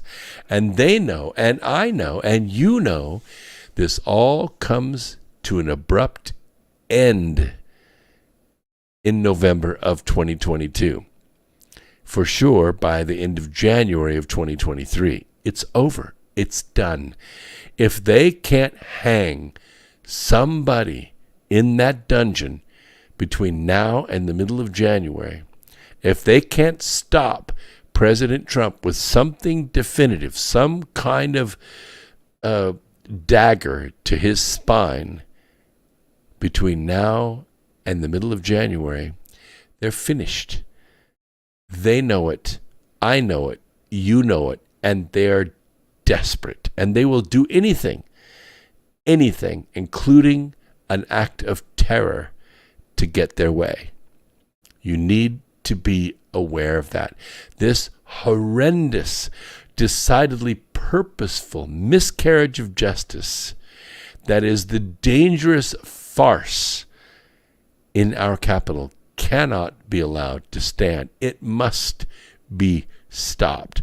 The J6 prisoners must be freed immediately, because I will tell you right now, each day that goes on, each fist that is laid upon them, each kick, each starvation, each solitary confinement, it's not beating those prisoners. It's not weakening those prisoners. It's making them stronger. And when they come out of that dungeon, they are going to be the leaders of the revolution that is going to end the Democrat Party. They're going to end the establishment party.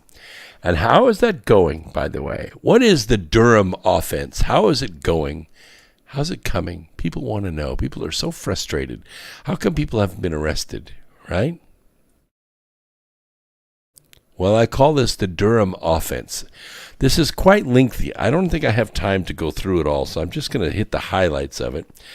I don't know if I'm going to leave it in the newsletter because it'll be too long. There's like 30 pages of this, and we don't have that much time. But John Durham has been filing steadily, and it's a strange set of circumstances here. There's been a defendant's motion seeking an order to compel the government to immunize Tech Executive 1. And the move is to deny that. Now, we know that Tech Executive 1 is Mr. Joffe, right? Now, Mr. Rodney Joffe was the CEO of a company who had access to the president's private communications. He was spying. He was spying on the U.S. president. And he was giving that information directly to Hillary Clinton and her crew. And that's why Tech Executive 1 was mentioned in the original Sussman indictment. So it's a strange set of circumstances. Only the prosecution can grant immunity to witnesses, not the defense. So Sussman's legal team has submitted a motion to the court asking Judge Cooper to compel Durham to give immunity to Joffe. But Durham doesn't have to do that. And no judge can force him to do it. But it's so strange that they need this guy immunized because obviously he's getting up in years. And obviously he's going to claim, well, I didn't know anything that was going on. I was just the CEO of the company. And if Judge Cooper doesn't grant this immunity, I can tell you right now the defense is going to ask for this case to be dismissed. I mean, it's weird. Only the prosecutor can grant immunity. And the defense is asking the judge to compel the prosecution to give him immunity. But he doesn't need to. He doesn't need to because Joffe's not making a deal. Joffe's guilty. He's going to go to prison for the rest of his life. And he needs to because he's a traitor. He's a traitor. He's guilty of treason. So they're going to say, well, if you don't give him immunity, we're going to move for dismissal. Now, obviously, this is a very transparent gambit, but you need to know what's going on because the whole Alpha Bank hoax was created by Sussman and Joffe. Okay? They're guilty. They're going to go to prison for the rest of their lives, and justifiably so. And by the way, if Joffe is granted immunity for his testimony, he can't be charged. He's going to walk free, just like Lois Lerner. Be right back after this.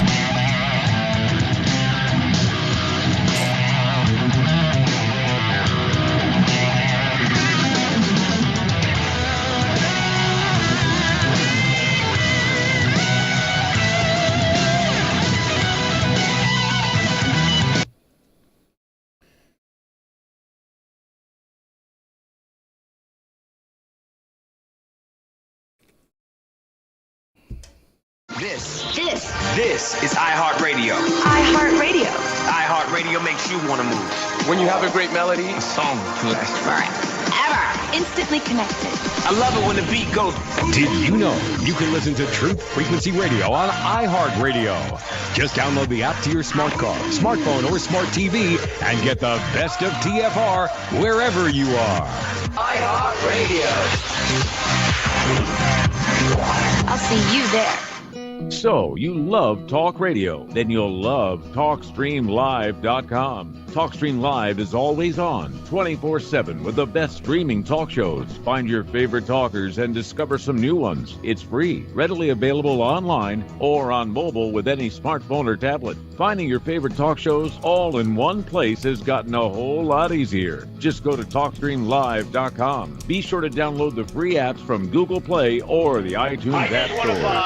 11,780 votes, which is one more than we have, because we won the state. I only need 11,000 votes. Fellas, I need 11,000 votes. Give me a break. Let me handle it. Don't say that, you stupid son of a bitch. Let me handle it. I was going to show them how good I am. Let me handle it. Let me handle it. This is easy. Let me handle it. And I made the mistake. Why would you give up a primetime show? My life was so simple.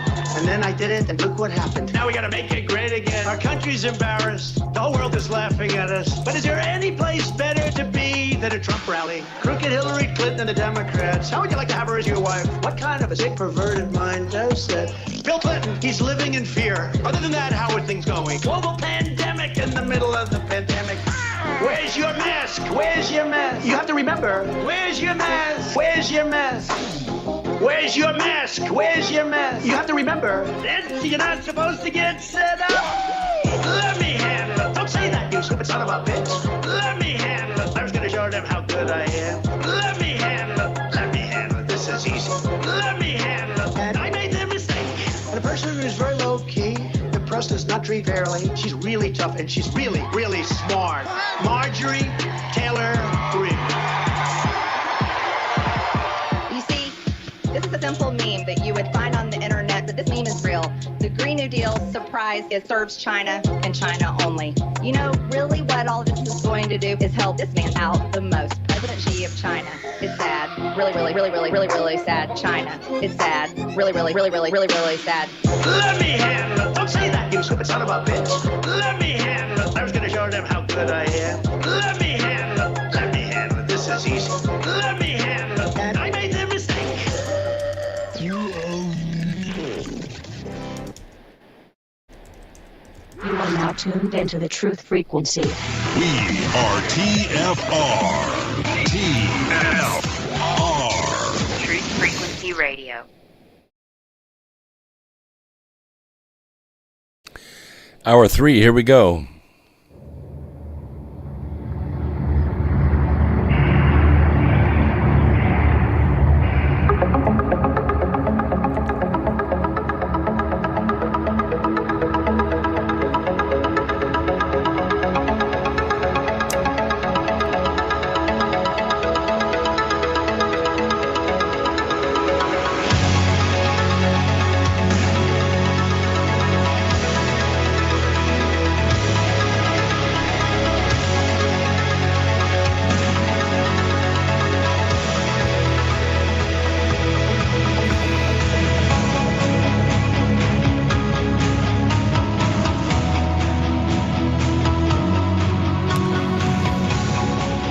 I think you can recall when Ronald Reagan was president, there was a little thing the CIA was using called Iran-Contra.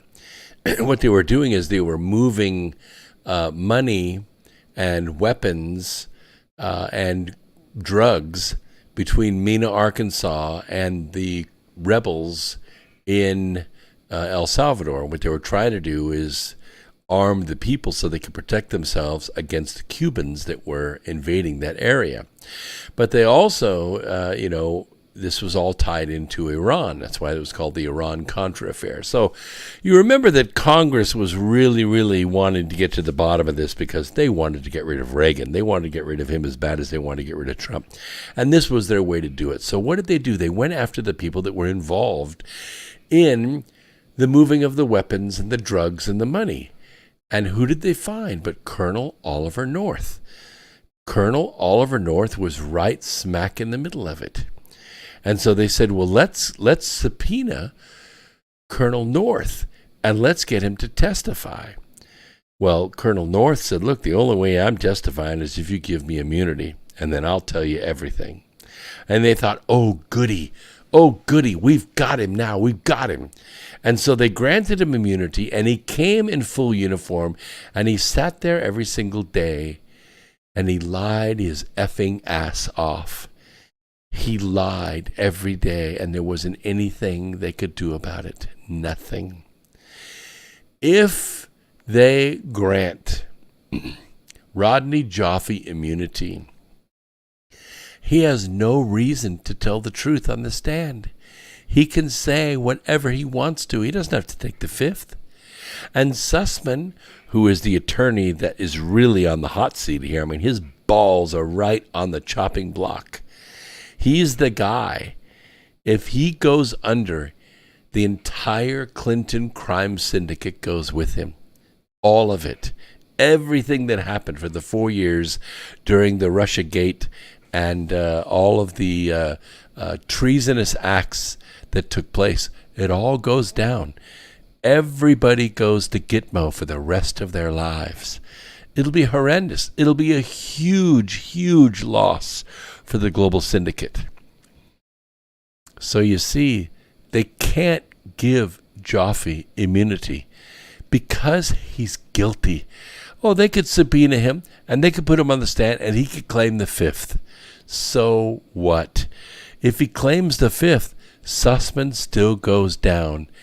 Everything that they put into the record, whether Joffe takes the fifth or not, everything they put into the record, Joffe can't refute it. He can't say, that's a lie, that's not true, that's not what that meant. No. You take the fifth, you can't open your mouth. There is no testimony from you. They ask you your name, and you say, on advice of my attorney, I've been advised to take the Fifth Amendment to avoid incriminating myself. You can't testify to some things and not other things. You can't pull a Lois Lerner. Lois Lerner got away with murder because not only did she say, I didn't do nothing, and by the way, I claim the fifth. They could have forced her because she already began her testimony. She can't take the fifth now. You've already begun your testimony. Yeah, they could have, but they didn't. And so she's out there drawing $100,000 a year in a ritzy neighborhood of Maryland for the rest of her life, and she violated the law. But I don't think they're going to give Joffe immunity. I don't think Durham is going to bend, and I hope to God that the judge doesn't grant a dismissal because Joffe doesn't get his immunity. And that means Sussman goes down. And if Sussman goes down, the next domino falls. Of course, the issue is that Joffe's done nothing but invoke his Fifth Amendment right ever since he was exposed in this scandal. It doesn't matter. The evidence stands. It doesn't need his testimony to validate it. And Sussman teams know that if Joffe is granted immunity and he's called to the stand, that he's going to lie. And there's nothing they can do about it. So that's why they're not going to give him immunity. It is a very weak case. And I do fully expect Judge Cooper to deny this motion. So they're not going to grant him immunity. And that means that the case is going to go forward with Joffe claiming the fifth. He thinks he's going to keep his ass out of jail. But that doesn't mean anything. If his signature is on the paperwork and the paperwork incriminates him, just because he doesn't verbally refute it does not mean he's not guilty. That's right. All right, let's see here. There's another aspect to this because that pretty much takes care of Tech Executive 1. There's more to this because what we're really talking about here is a conspiracy. And a conspiracy means that more than one person is involved here, that it was a planned, funded, managed, intentional act of deception. And of course they're trying to claim that, the statute of limitations is over, but it's not. That's just a dodge. It's just a dodge. The defendant is saying the government has exercised immunity in a discriminatory way, blah, blah, blah, blah. And then he tries to argue that Durham has been discriminatory in how he grants immunity, only giving it to people who are cooperating and helping him build his case. Duh. He's the prosecutor. He can do whatever he wants to do when it comes to getting people to talk.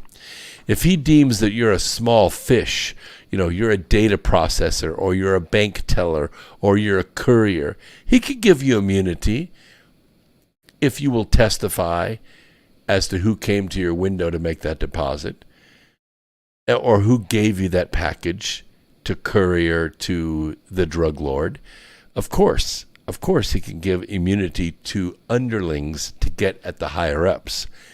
But he's not going to give Rodney Joffe immunity because he is a higher-up. He was the CEO of the company that was spying on President Trump in the Oval Office. In the Oval Office. We can't let it stand. Cannot let it stand. Joffe, and I'm going to make this prediction right here. It's on audio. It's recorded on all these venues tonight. Joffe's not going to get immunity. Not going to happen. That's my prediction. Not going to happen. Not going to happen. And here's another revelation. Durham's SCO, who currently intends to seek immunity for a trial at the former Fusion GPS. But unlike Joffe, you see, this person is only a witness. He's not actually the subject or the target of the investigation. Okay? And this is a big clue because Durham says this person was employed at the U.S. investigative firm. And that means that this person for whom the Durham SCO is attempting to work out an immunity deal, he's no longer at Fusion GPS. He's a former employee. It means that this potentially, immunized witness, it can't be Glenn Simpson, and it can't be Peter Frisch, because they're both still at Fusion. So it's got to be somebody else. It's got to be somebody else. But you know who once worked for Fusion GPS and no longer employed by them? Any guesses in the chat room? Who used to work for Fusion GPS and is not employed by them? Who could be this person that could be granted immunity? Any guesses? It should be pretty easy. None other than the infamous Christopher Steele. Christopher Steele. And you're thinking, my God. I mean, if I were his parents, I would say, oh, look at this little boy. What shall we name him? Oh, I think he's going to grow up to be a spy.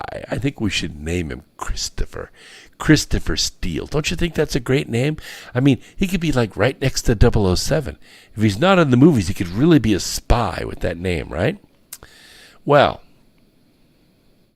I'm just putting this out there. Time will tell.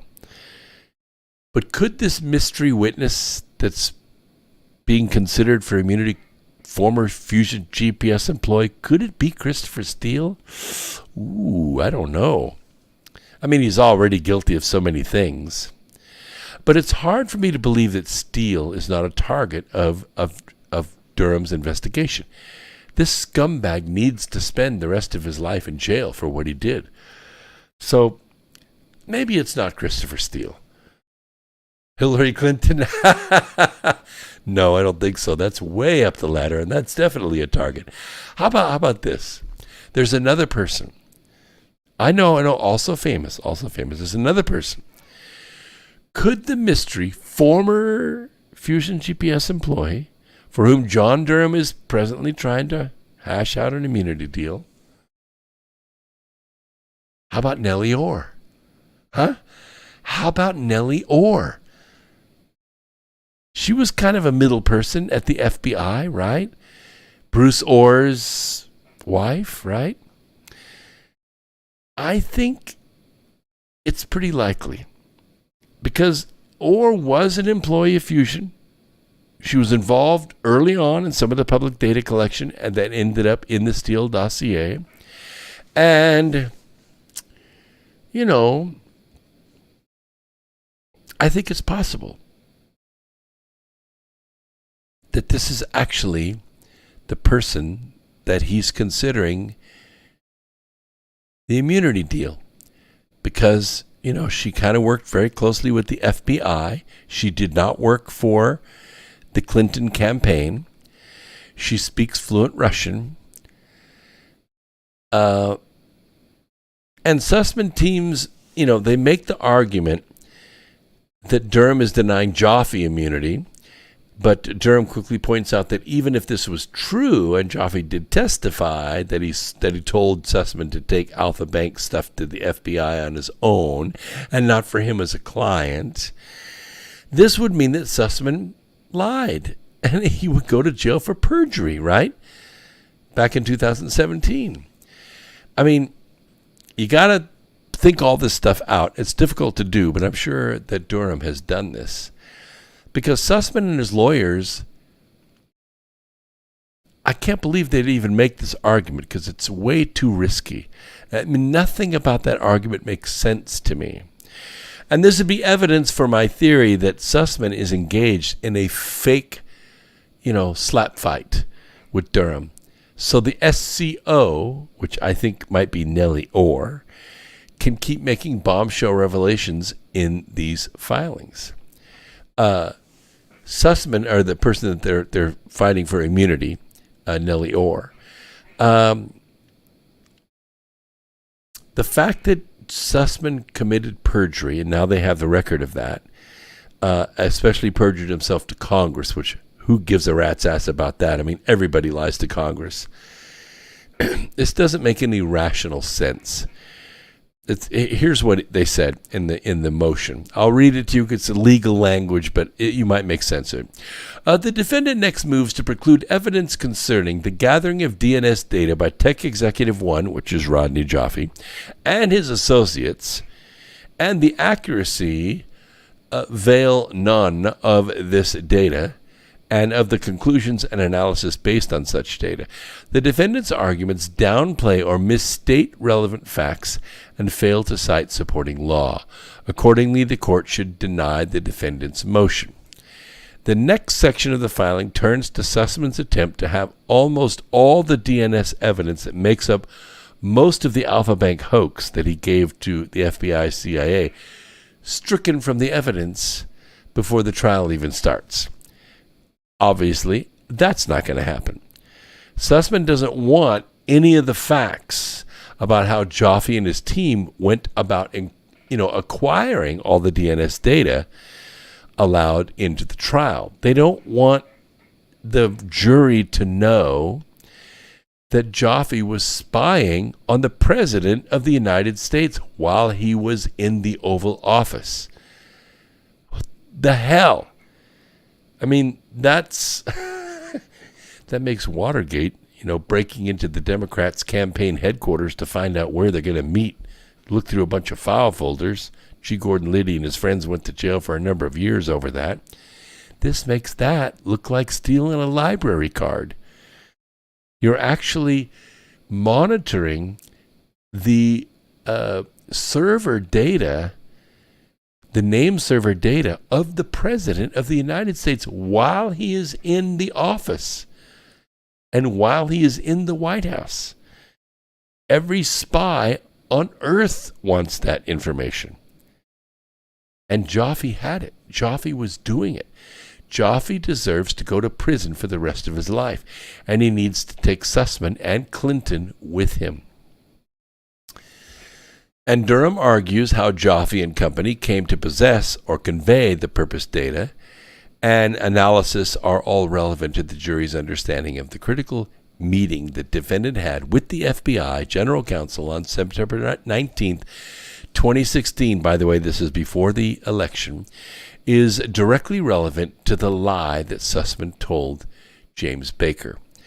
The media avoids discussing this, except right here, because we're discussing it right now, and that's why you're hearing it. But the fact is that Rodney Joffe and his merry little crew of criminals acquired all this name server data related to Trump and his associates by stealing it. They stole it.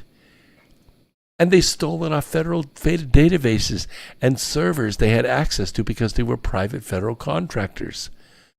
I mean, God, These people deserve to go to jail for the rest of their lives. They must go to jail for the rest of their lives. And it's very likely that some of the data they stole from these federal agencies and these servers and databases, very likely, most of it, was classified. And then Jaffe handed off this stolen classified information to Hillary Clinton. The hell? And that's receiving classified information unauthorized. And the fake stream news covers this like there's nothing to see here. The mainstream news, which is me, America Free Radio, and all of our associates on all of the independent media, we're saying this is a very big deal. This is as bad as if Putin himself had wiretapped the White House. Basically, that's exactly how bad it is. What they're not telling you is that Rodney Jaffe and Sussman and Hillary Clinton, by using these federal contractors with access to these federal databases and servers, it does not give them a license to steal data and give it to their political allies. Okay? It means they're going to prison. And Durham's not going to let them get away with it. And I'll keep pointing out, by the way, it's not just information. It's money. It's a lot of money. And these private federal contracting spies that were stealing this data and giving it to Perkins Coie, which, by the way, needs to lose its law license, and Fusion GPS, which needs to be closed down forever, on behalf of Hillary Clinton, who should also go to prison for the rest of her life or be executed for treason. All these people were being paid big money. And the scandal reaches a whole new magnitude, and it boggles the mind. It's not just conspiracy, it's espionage. It's espionage. This is the kind of crime that puts you in front of a firing squad. Theft of classified data for pay that was then used to target innocent American citizens and then a sitting president. That puts you in front of a firing squad. Sussman wants to distance himself from the origins and collections of the DNS data, but he can't. So it's no wonder he's trying to exclude all the email and text message and billing record evidence that puts him right smack in the damn center of it, under orders of Hillary Clinton to do so. Yeah, he's just the tip of the spear. Of course, that's why Durham went after him first. That's why he went after him first. He's trying to muddy the waters about exactly how large a role he played in the creation of the hoax, but he was the hinge pin, not the kingpin, but the hinge pin. Hillary Clinton and her criminal gang are going to go to prison, even if she doesn't live that much longer. No more gala for you, bitch. Take the dress off and put the orange jumpsuit on, because you're going down. All right. I think that's about all I can take of that. I got about 35 pages of this court stuff. If you want it, write me and I'll send it to you. But, you know, this gets worse because we've been talking about the FBI. We've been talking about Fusion GPS. We've been talking about Sussman and Clinton. But it gets worse because we learned that the CIA officials, there were CIA also involved in this, in the trying to usurp the President of the United States.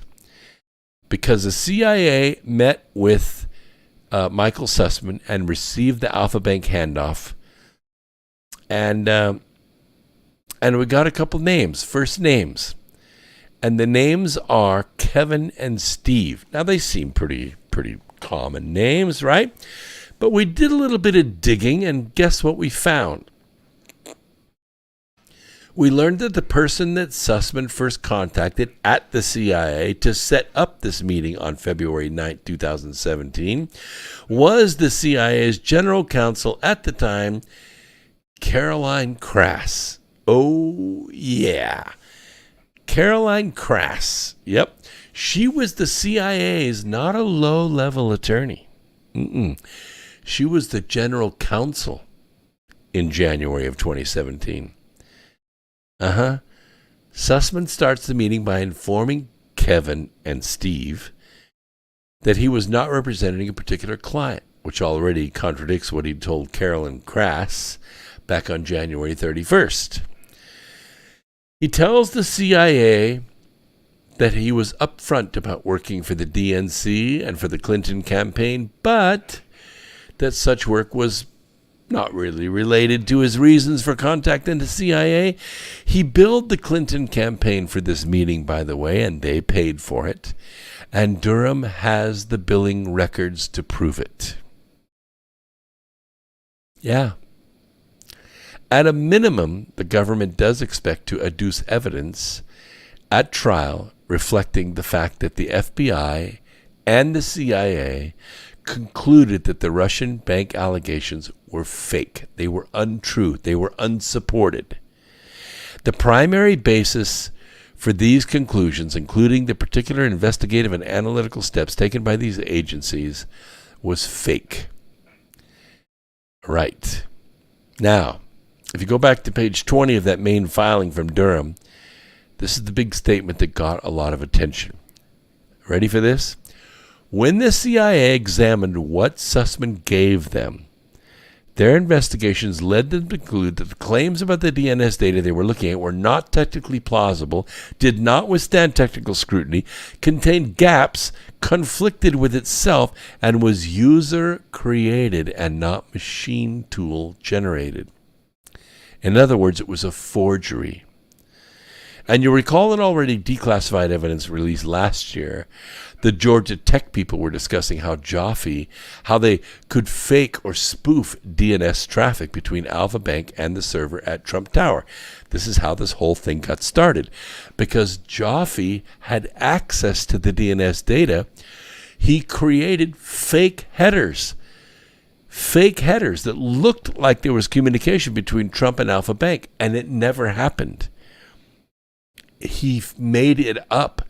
Not only was he spying on President Trump, he was faking communications from the president to other countries. Faking it. And then they turned in that fake header to the CIA. And the FBI briefly initiated an investigation of the Alpha Bank allegations after having the hoax handed off to them by Sussman. And the CIA seemed to almost immediately sussed out what Sussman had given them was bogus and very likely user-created. He was busted. So who was involved in this?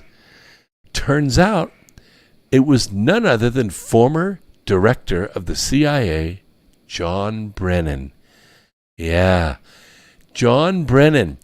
He personally briefed President Barack Obama and Joe Biden and members of the National Security Council in July of 2016 that Russian intelligence intercepts indicated that the Hillary Clinton campaign had just launched a series of dirty trick operations targeting the Donald Trump campaign, and that the dirty tricks that were planned would center around Russian collusion allegations. Imagine that. About 4 months before it actually happened. And who remembers which particular high-ranking FBI officials received a specific and documented warning about this Clinton dirty trick? I'll let you know when we come back, because it was Peter Strzok. We'll be right back after this.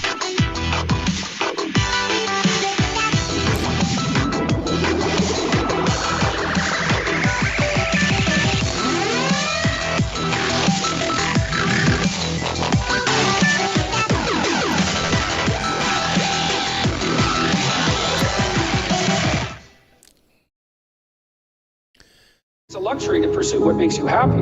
It's a moral obligation to pursue what you find meaningful. And that doesn't mean it's easy. It might require sacrifice. If you need to change your job too, let's say you have a family and children and a mortgage, you have responsibilities. You've already picked up those responsibilities. You don't just get to walk away scot-free and say, well, I don't like my job, I quit. That's no strategy. But what you might have to do is you think, well, this job is killing my soul. All right, so what do I have to do about that? Well, I have to look for another job. Well, no one wants to hire me. It's like, okay, maybe you need to educate yourself more. Maybe you need to update your curriculum vitae, your resume. Maybe you need to overcome your fear of being interviewed. Maybe you need to sharpen your social skills. Like, you have to think about these things strategically. If you're going to switch careers, you have to do it like an intelligent, responsible person. That might take you a couple of years of effort to do properly.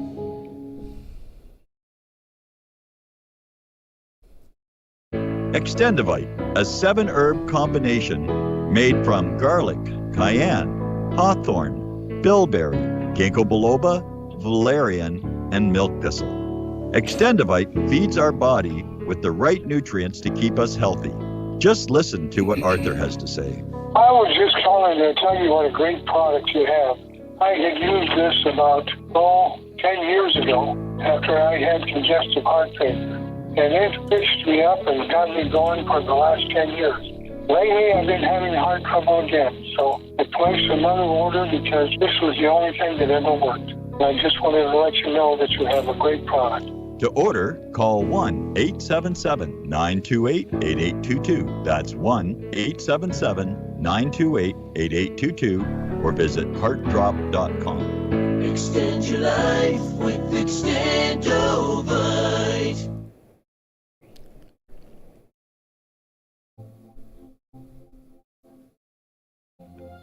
For millennia, mankind has been searching for answers to the big questions, such as, where did the universe come from? Where did we come from? Why are we here? Are we alone? And just what the heck is the Sasquatch all about? I can't promise you answers, and neither can the Woo Crew, but they invite you to join them Friday night at 7 p.m. Eastern, midnight in the UK, for Freaky Friday, exclusively on Truth Frequency Radio. Spirituality, multiverse, quantum mechanics, the occult, and so much conspiracy analysis that it will make your mind melt. Take my word for it. Freaky Friday. It's more than a show. It's a way of life. I am Stephen Hawking, and I am proud to be a Wookiee.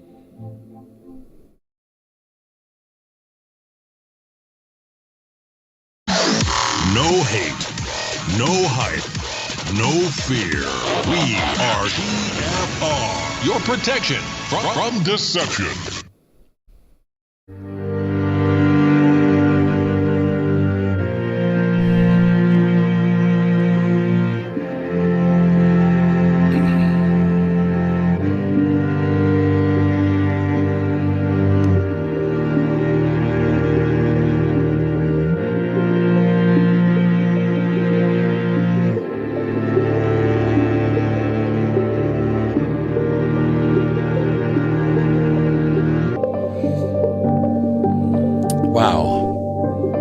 Sunday nights go so fast. I mean, it's only 3 hours, but it just goes so fast.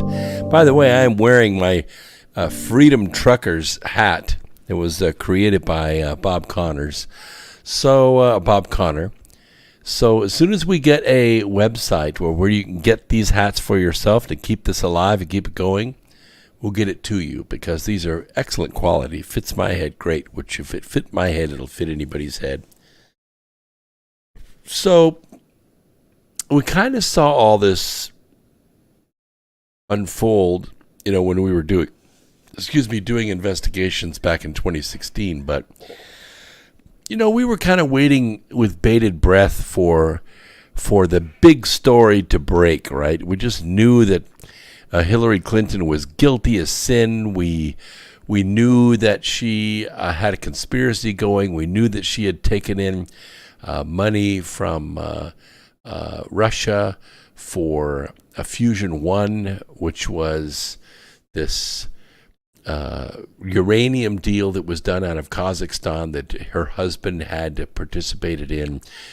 We knew that the Clinton Foundation took in about $143 million as a reward from Frank Giuffre because of her work in as Secretary of State, signing the deal that allowed Putin to buy 15% of Westinghouse's in uranium enrichment business from the U.S. We knew all of that. And so we were kind of expecting the other shoe to drop. And, we were watching with bated breath during the summer of 2016. And you'll recall, as I said, this happened in late July of 2016. Let me just recap this so I can bring it to your remembrance. John Brennan, who was the former director of the CIA, but he was directing the CIA at the time that this happened, he briefed President Obama and Joe Biden, who was then vice president, who was laundering money through Ukraine, and other members of the National Security Council, which would be Susan Rice and other officials like that. This is National Security Council. He briefed them that they had picked up Russian intercepts.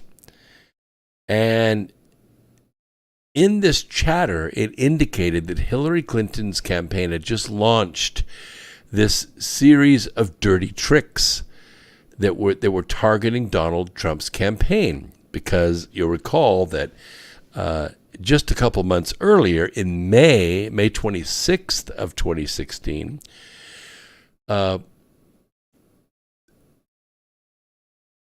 Donald J. Trump became the candidate. He became the nominee. Okay, he went from candidate on May 25th to nominee on May 26th. So in late July, which is just about a month and a half later at the most, this briefing happens, and he reveals to this National Security Council that Hillary's been doing this, behind the scenes, and that these dirty tricks are going to center around Russian collusion allegations. Now, why is this so strange? Well, because Hillary was a whore, okay? She was making big money, hundreds of millions of dollars off colluding with the Russians. And they didn't want that coming out. Once President Trump was elected, he'd already said during the campaign, because you'd be in jail, right? They wanted to turn all this around on him. So Hillary Clinton used some of that money to get Jaffe, to get Sussman, to get Fusion GPS, to get Perkins Coie, and Christopher Steele to create all of this fake narrative. And they even used Bruce Orr and Nellie Orr in the FBI. And they used individuals in the CIA. They fed them fake information. And they knew it was fake. But you remember what happened, right? Who was it that came on TV? You remember? I watched it. I was sitting right here. I think I was eating a sandwich too while I was watching it on TV with one of my roommates. And we were watching James Comey talk about Hillary Clinton's email database, right? That this had come out, that she had basically sold classified information, that she had it on her private server. She didn't handle it very well, at the very least, and she actually marketed it to the Chinese for support for her campaign at the very worst, and maybe even gave some of it to the Russians, which I'm really surprised that hasn't already kicked back. But, the year is still young. It was James Comey, was it not? Yes, it's true. FBI Director James Comey. And, of course, Agent Peter Strzok. That's how you say his name, Strzok. You want to say Stroke or Strock, but it's Strzok. He got this documented, and now the declassified memorandum from the CIA, they got it on September of 2016. And you remember, it wasn't very long, we came to what's known as the October surprise. This is when Comey came on and tried to deflect everything away from that and put it on Hillary's emails. You remember the case? You remember he was saying, this is wrong and that's wrong and this is a violation of law and, this she did wrong. However, no reasonable prosecutor would bring this case, right? I just about choked on my ham sandwich, I have to tell you. I thought it was all coming down right then. But anyway, 2 months after this, which is roughly September-ish, almost October-ish, before the tainted Carter Page, FISA warrant, heavily based on the Clinton campaign fake steal dossier, was submitted to the Foreign Intelligence Surveillance Group on October 26th, because there ain't nobody cleaner than Carter Page. I've met him, I've listened to him, and I can tell you Carter Page is a patriot. He is an American, and he would never, ever, ever, not only would not take $1, but he would never knowingly expose anyone in the United States to foreign problems like that.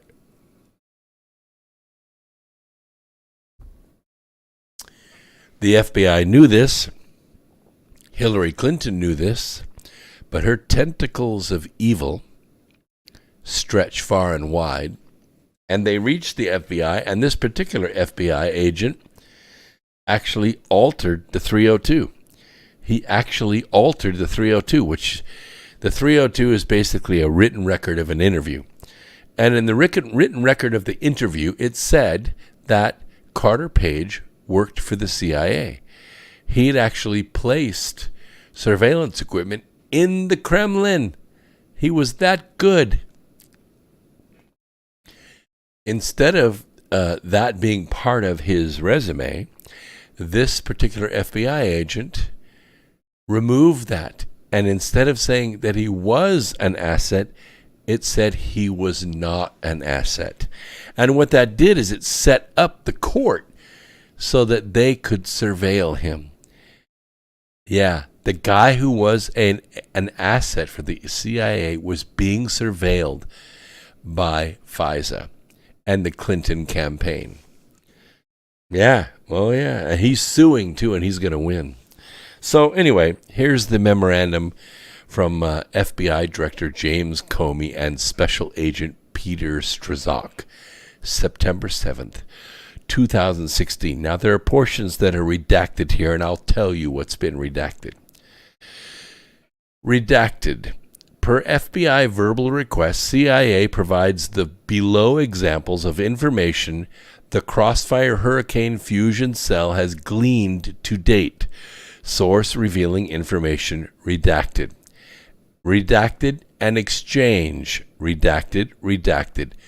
Discussing U.S. presidential candidate Hillary Clinton's approval of a plan concerning U.S. presidential candidate Donald Trump and Russian hackers hampering U.S. elections as a means of distracting the public from her use of a private email server.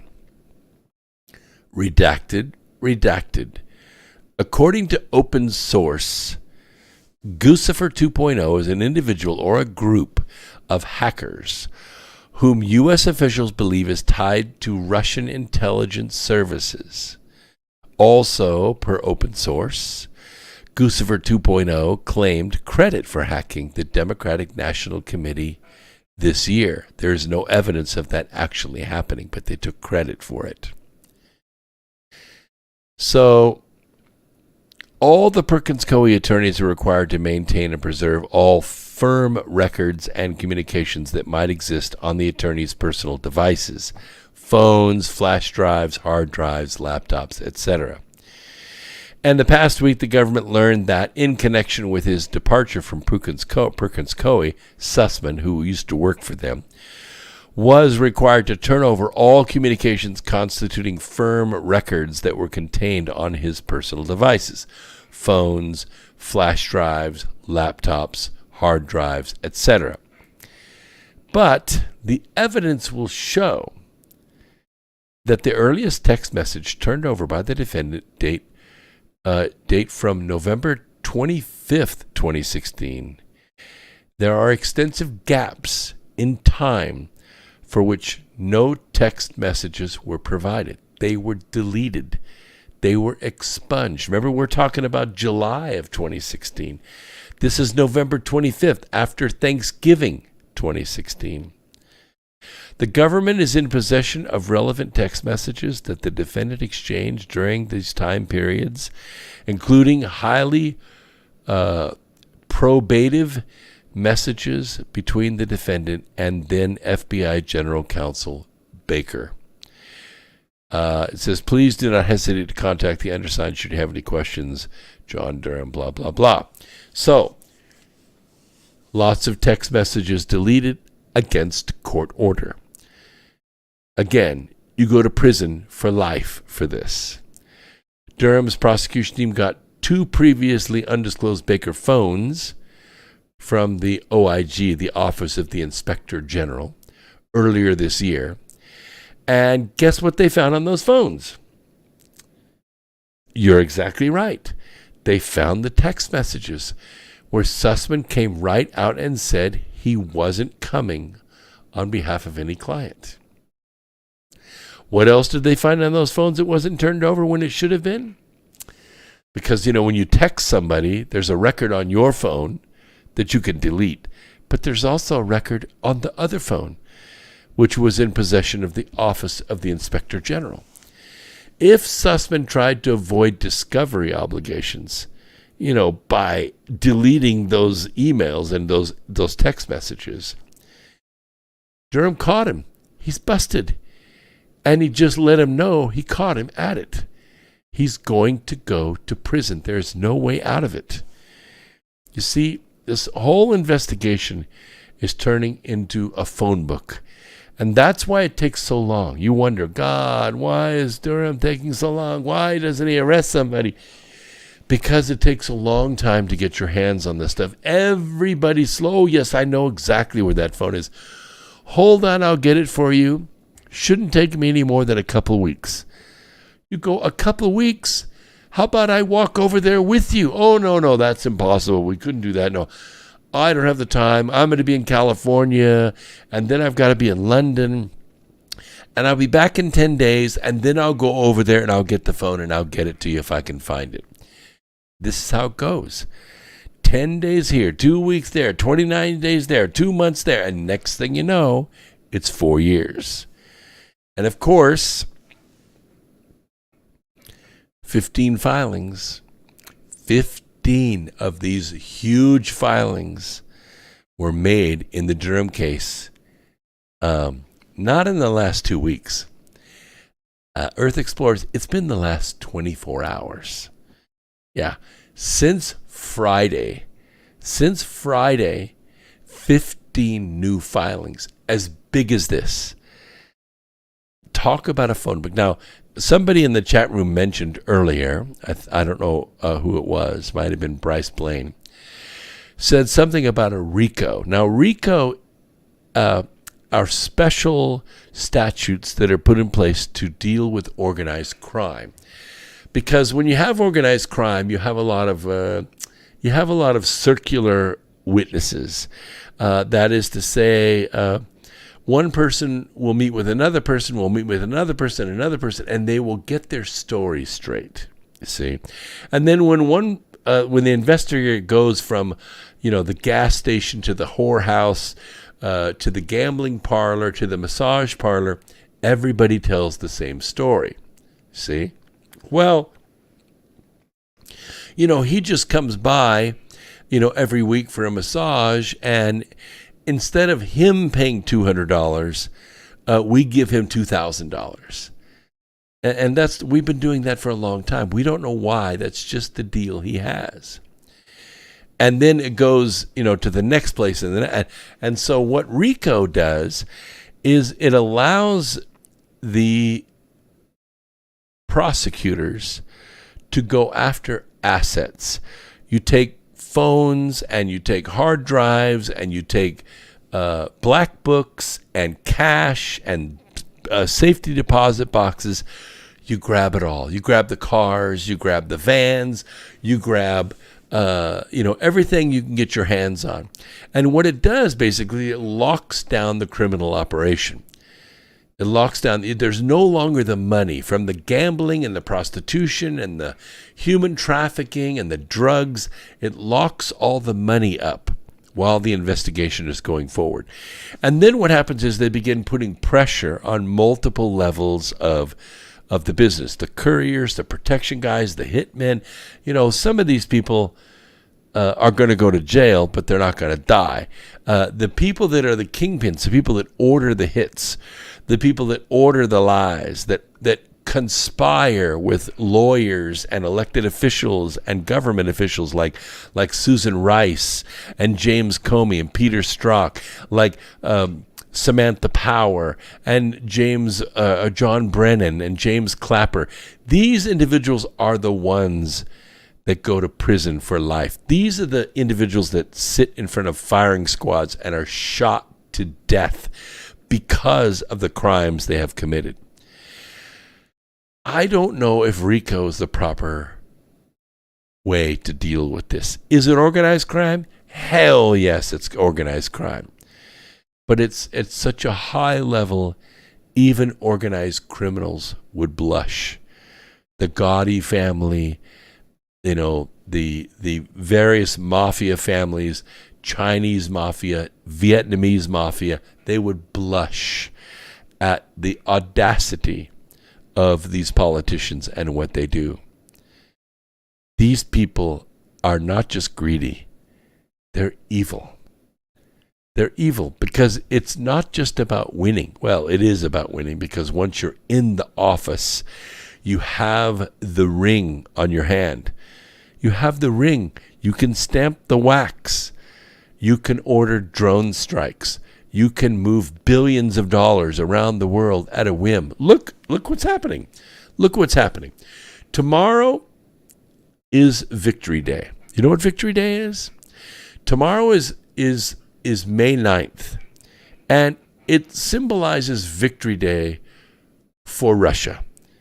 Because during World War II, about 21 million Russians lost their lives. Yeah, that little war that the Nazis had, into Russia, it killed a lot of people. They froze to death. They starved to death. They were killed like cattle on the streets in towns, just wiped out with the Blitzkrieg. When the Russians defeated Nazis, they declared Victory Day. We're going to remember this day forever. We have defeated the Nazis. And they celebrate it every year. Tomorrow is that day. Tomorrow is that day. And what has happened? What has happened is, as you recall, I've brought this to your remembrance a few times, but over the last 8 years, Nazis have formed a huge, powerful set of battalions inside of Ukraine. They did it with corruption. They did it with money from the U.S. State Department and from the Pan-European Army and from the Global Syndicate. Victoria Nuland and John McCain and John Kerry funneled billions of dollars in there to build railroads and bridges, to get weapons and tanks and airplanes and rockets and grenades and rifles and all kinds of ammunition. And it was all set up and geared to take the Donbass. The Donbass is the eastern, region of what's known as the Ukraine. It's not really a country, but it's more of a region. So the Donbass was home to millions of ethnic Russians who have lived there since, the middle of the 18th century, 1760 to be exact. And, that's a lot of generations. That's a lot of generations of Russians living there. And liking, the warmer climate than exists in Siberia. But the Azovs, which are the original Waffen-SS from the Nazis, they weren't completely expunged. These are their grandsons. These are their grandsons. And they're worse. They're worse. They're violent. They're evil. They have swastikas tattooed on their bodies. When Victoria Nuland and John McCain went in to overthrow the duly elected government of Ukraine in 2014, they meant to assassinate the president. They didn't quite get to him. They assassinated a bunch of innocent Ukrainians in the streets, shot them to death like fish in a barrel from the rooftops. These are unarmed people, walking with little shields over their heads to try to rush the police because the police were trying to push Viktor Yanukovych out of office. It wasn't working. It went on for 6 weeks. Antifa types constantly hammering and burning and shooting and clubbing and rushing and smoking and they tried everything. So the Russians tried to defend themselves with heavy equipment, tractors and traxcavators and bulldozers and stuff like that. And Victoria Nuland went in there with her snipers and they shot them. They massacred them in the Maidan massacre, and it forced Viktor Yanukovych to flee the country. He was Crimean anyway. We're talking about in Kiev. He fled. He became a president in exile.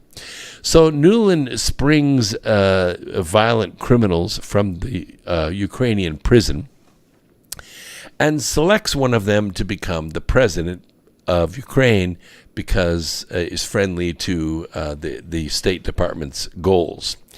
Long story short, Poroshenko becomes president and does a lot of dastardly stuff, gets crossways with Biden, he's removed from office, and Zelensky comes in. A little high heel wearing, dick-sucking, crack-smoking Zelensky. They make him president. What an easy guy, right? Kolomoisky steals a bunch of money from the bank. No issue there. All that money was American anyway.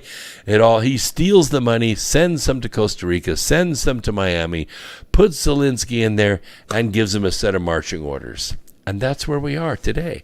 But what did the Azovs do? The Azovs began the next day shelling and shooting Russians in Donbass. And they took it until they formed their own defense called the DPR, and they've been fighting against these guys ever since.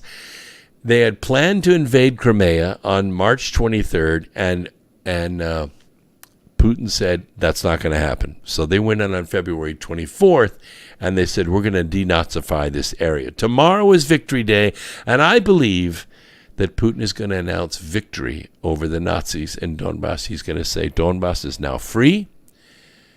The Nazis have been defeated, and we're now going to bring in construction equipment and humanitarian aid, and we're going to rebuild Donbass and let it be a free and independent country. That's going to put Virtual Joe and his gang of criminals in a very tough place because they just spent $43 billion to continue a war that Putin tomorrow is going to declare is over. Watch and see what happens.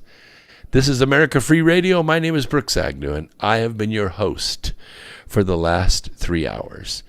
I enjoy having you here with me, and I think you enjoy it too. This is where you get the best news, the most cutting-edge predictions of what's going to happen in the next 5 days.